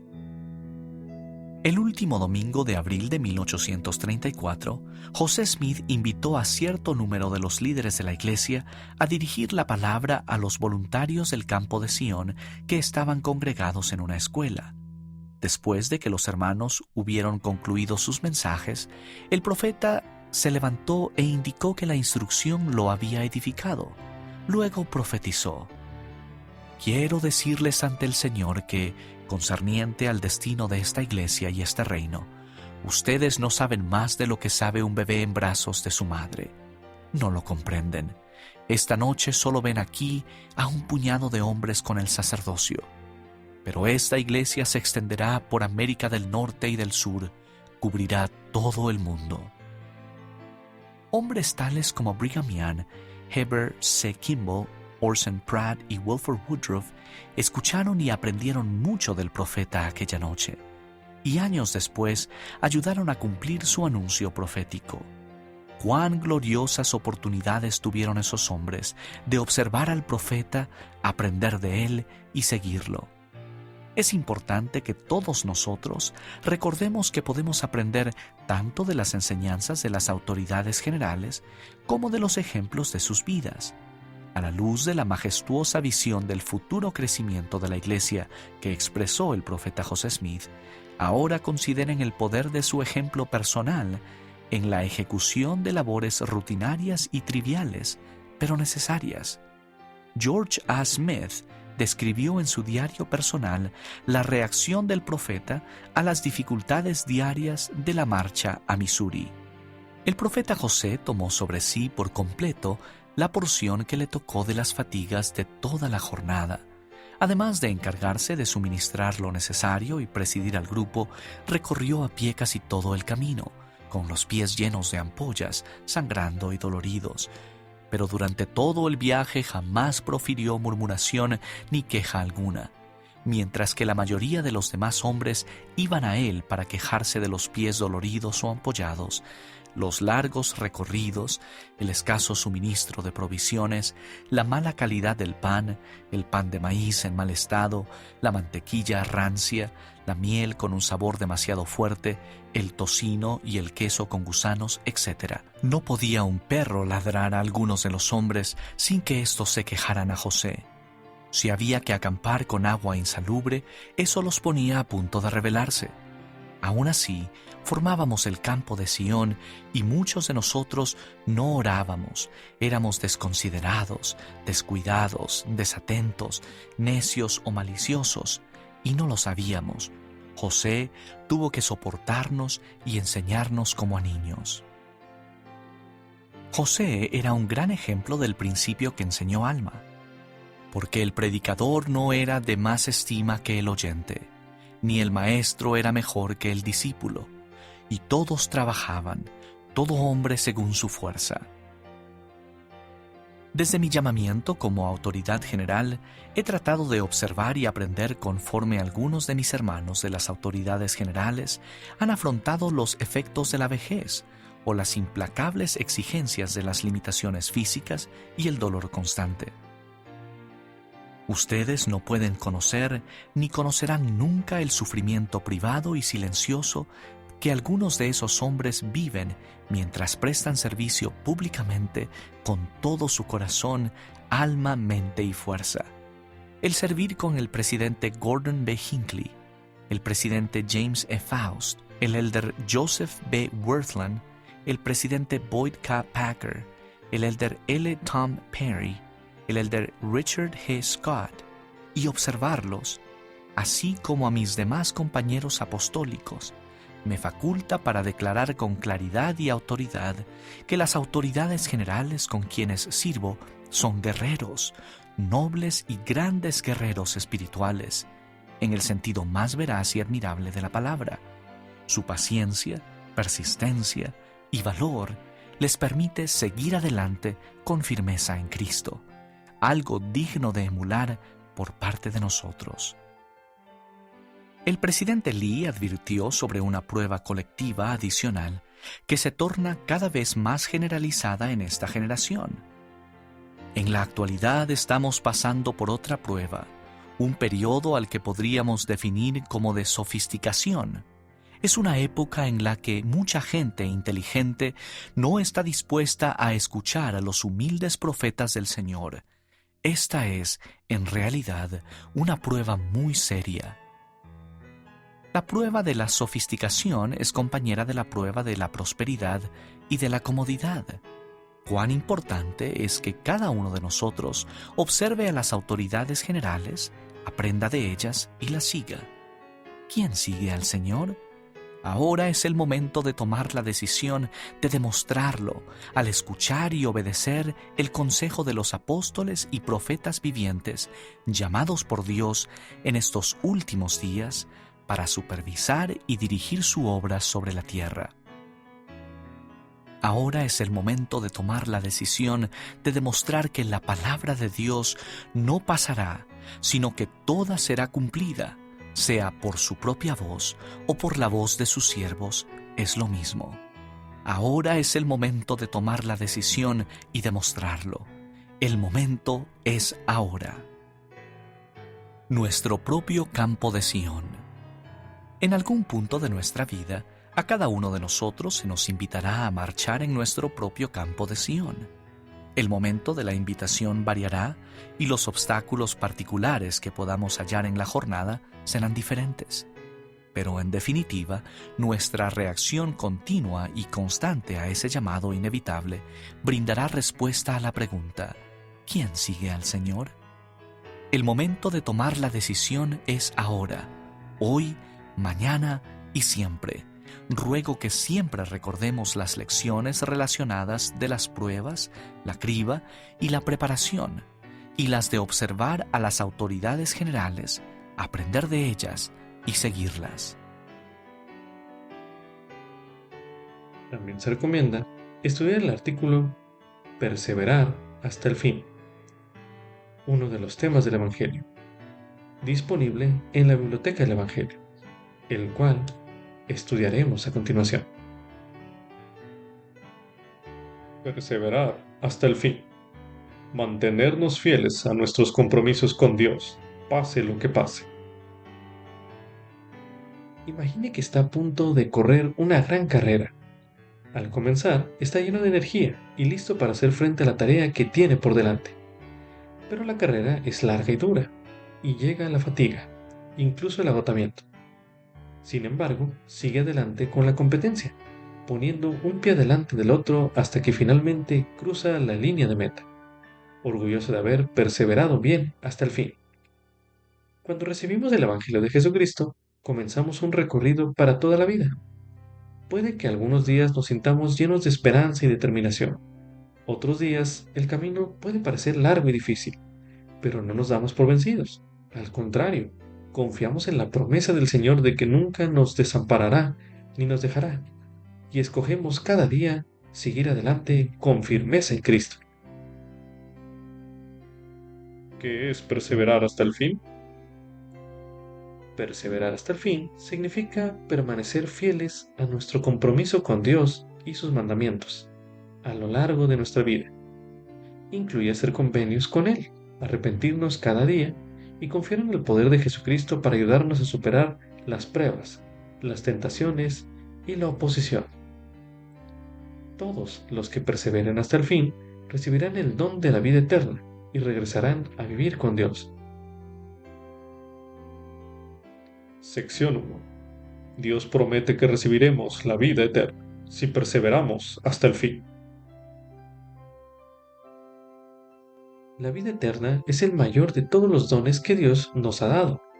Este don se otorga a aquellos que reciben el Evangelio y permanecen comprometidos con él. Perseverar hasta el fin es más que sobrevivir una prueba o un desafío. Es un esfuerzo diario para venir a Cristo y ser perfeccionados en Él durante toda la vida. El elder Kevin W. Pearson señaló que perseverar hasta el fin es la gran prueba del discipulado. Así lo señaló en su mensaje titulado Permanezcamos junto al árbol, pronunciado en la Conferencia General de abril de 2015. Anote sus impresiones a continuación.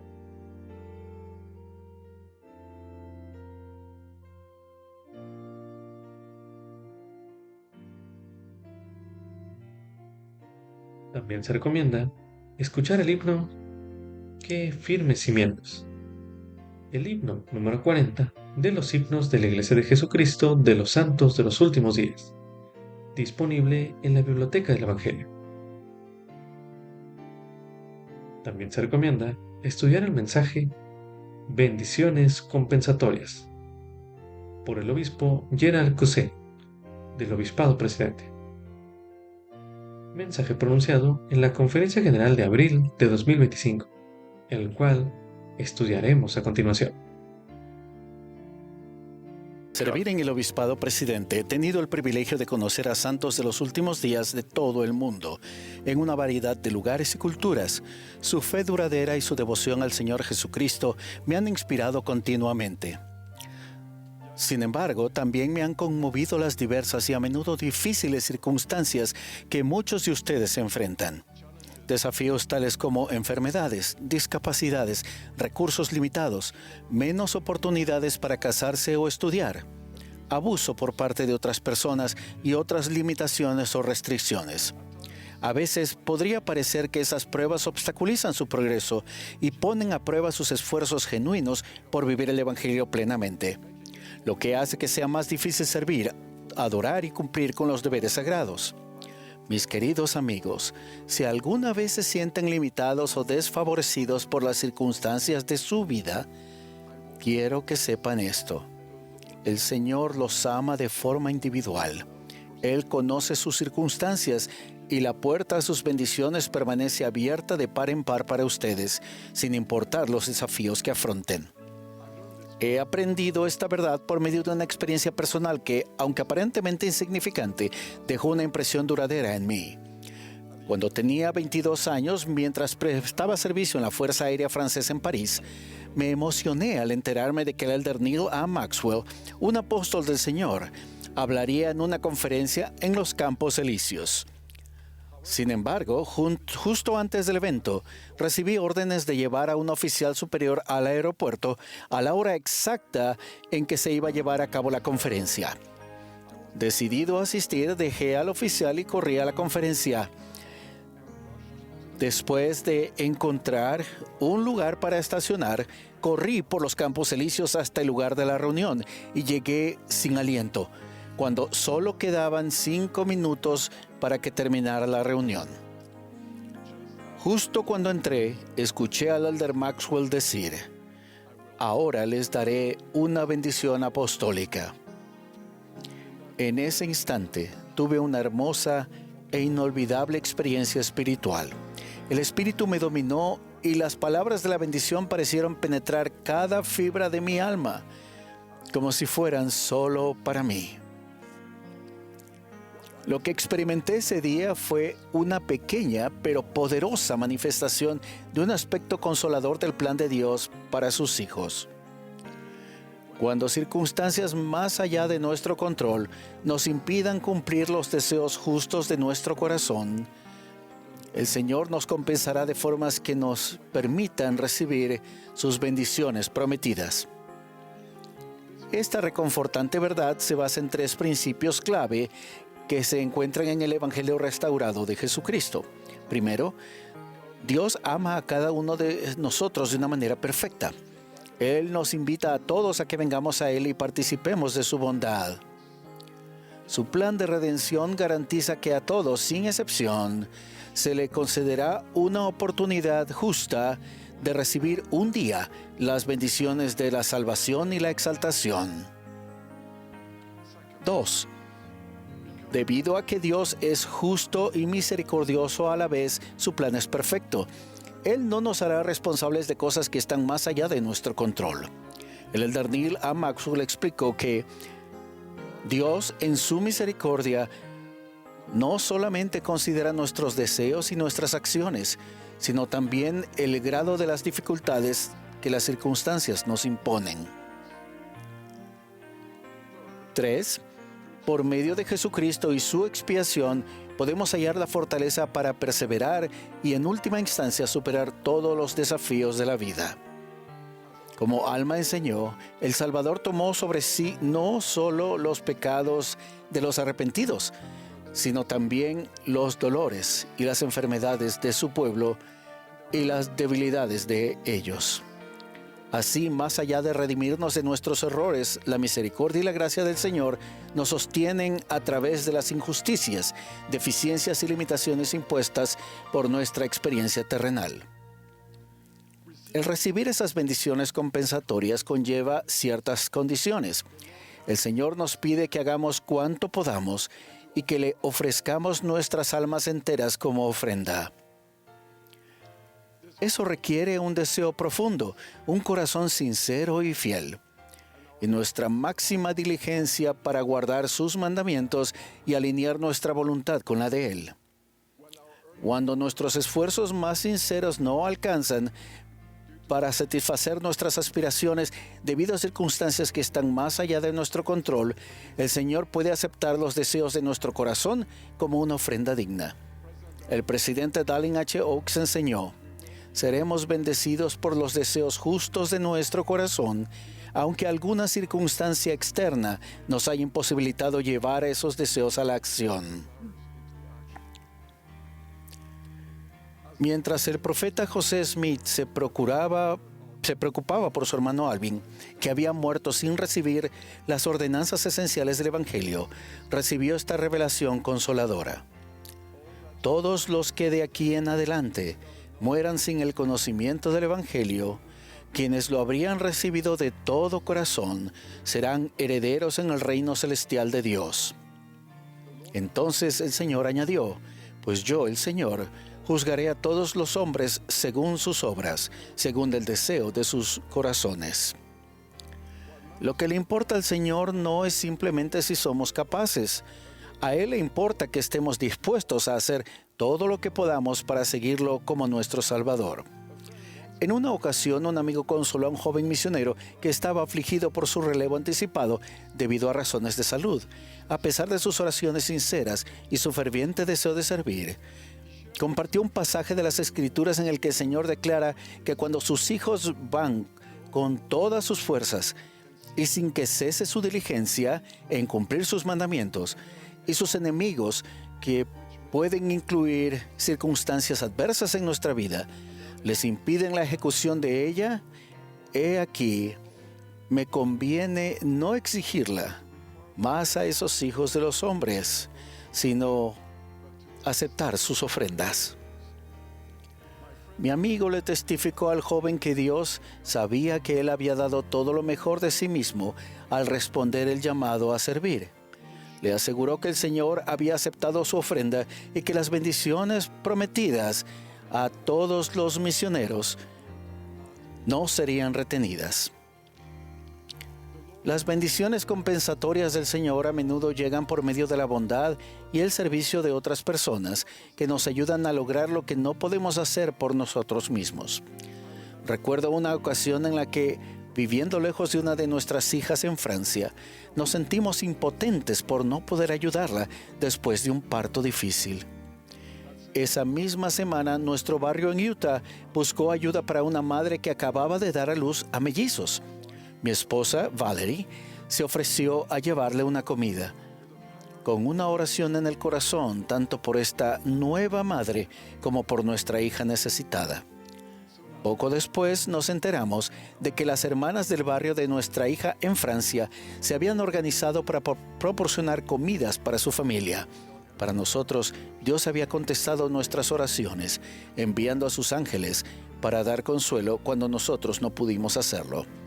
Cuando enfrentamos limitaciones y desafíos, ruego que reconozcamos nuestras propias bendiciones, nuestros dones, recursos y tiempo, y los utilicemos para servir a los necesitados.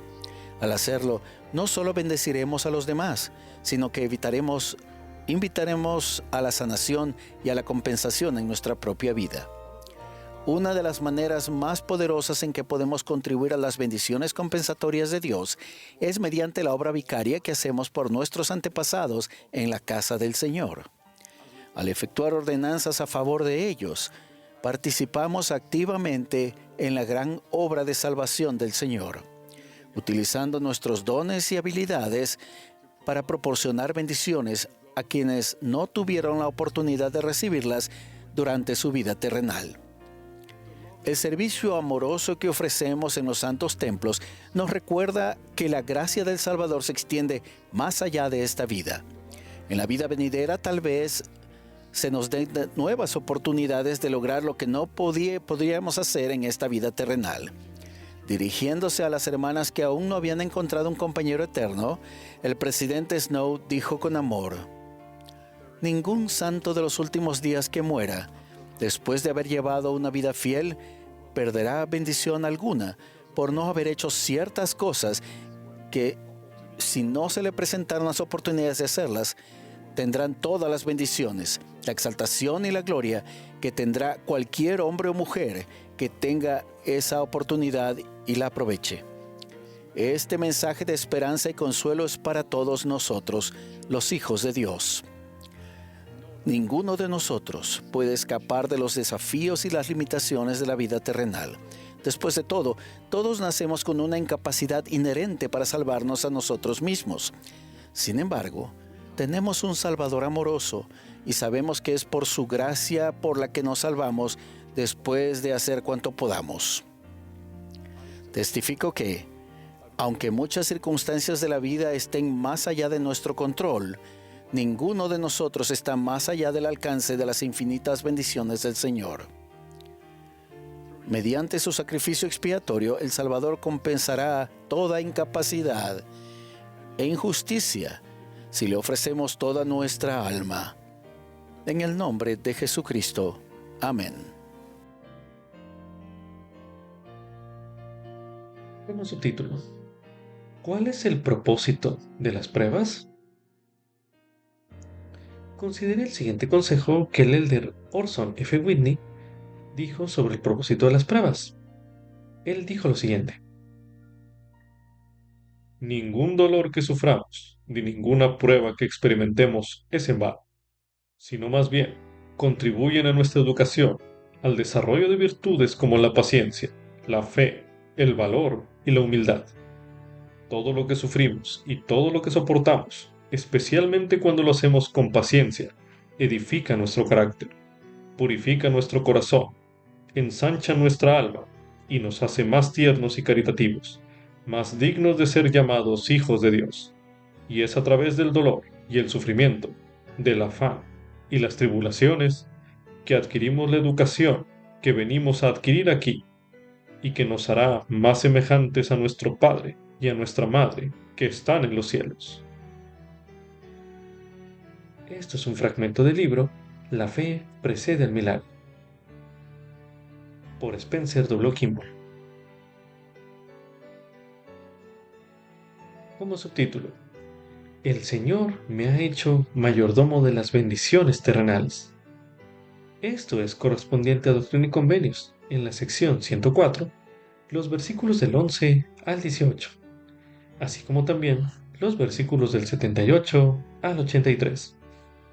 Además de las pruebas en Missouri, en 1834, la Iglesia afrontó dificultades financieras, entre ellas grandes deudas y gastos. En la sección 104 de Doctrina y Convenios, el Señor dio consejos en cuanto a la situación financiera de la Iglesia.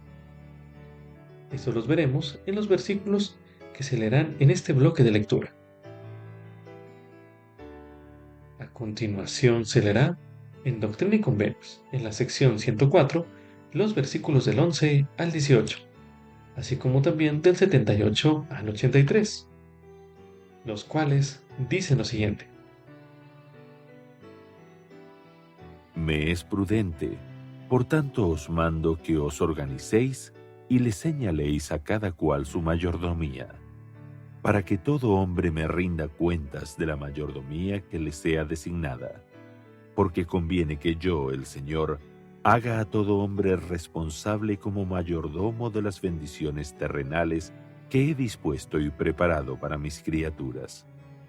Yo, el Señor, extendí los cielos y formé la tierra, hechura de mis propias manos, y todas las cosas que en ellos hay son mías.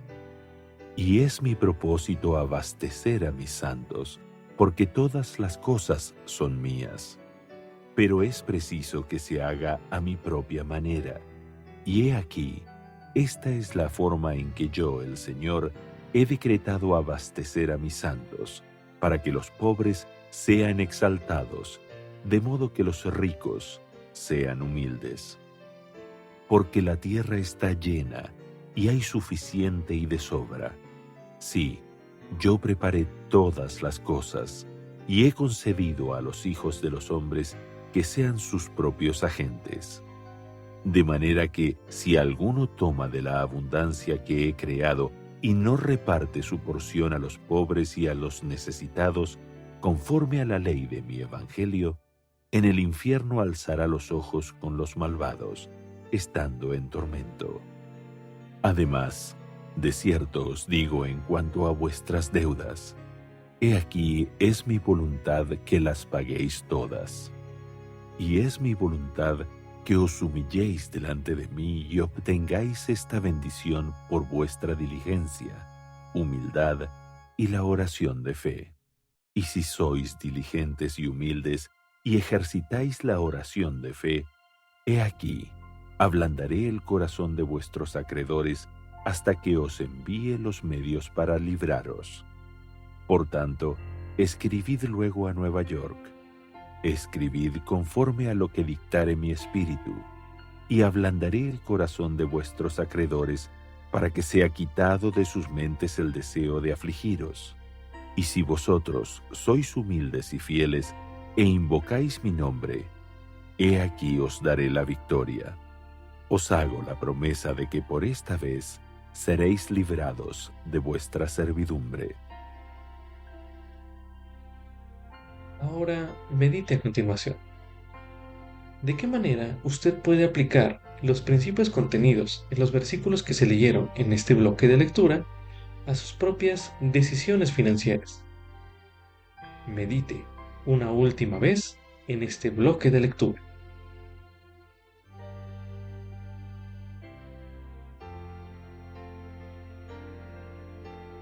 También se recomienda ver los videos Tesoros en el cielo, la historia de John Tanner, y el video El trabajo de sus manos. Estos son videos disponibles en la Biblioteca del Evangelio.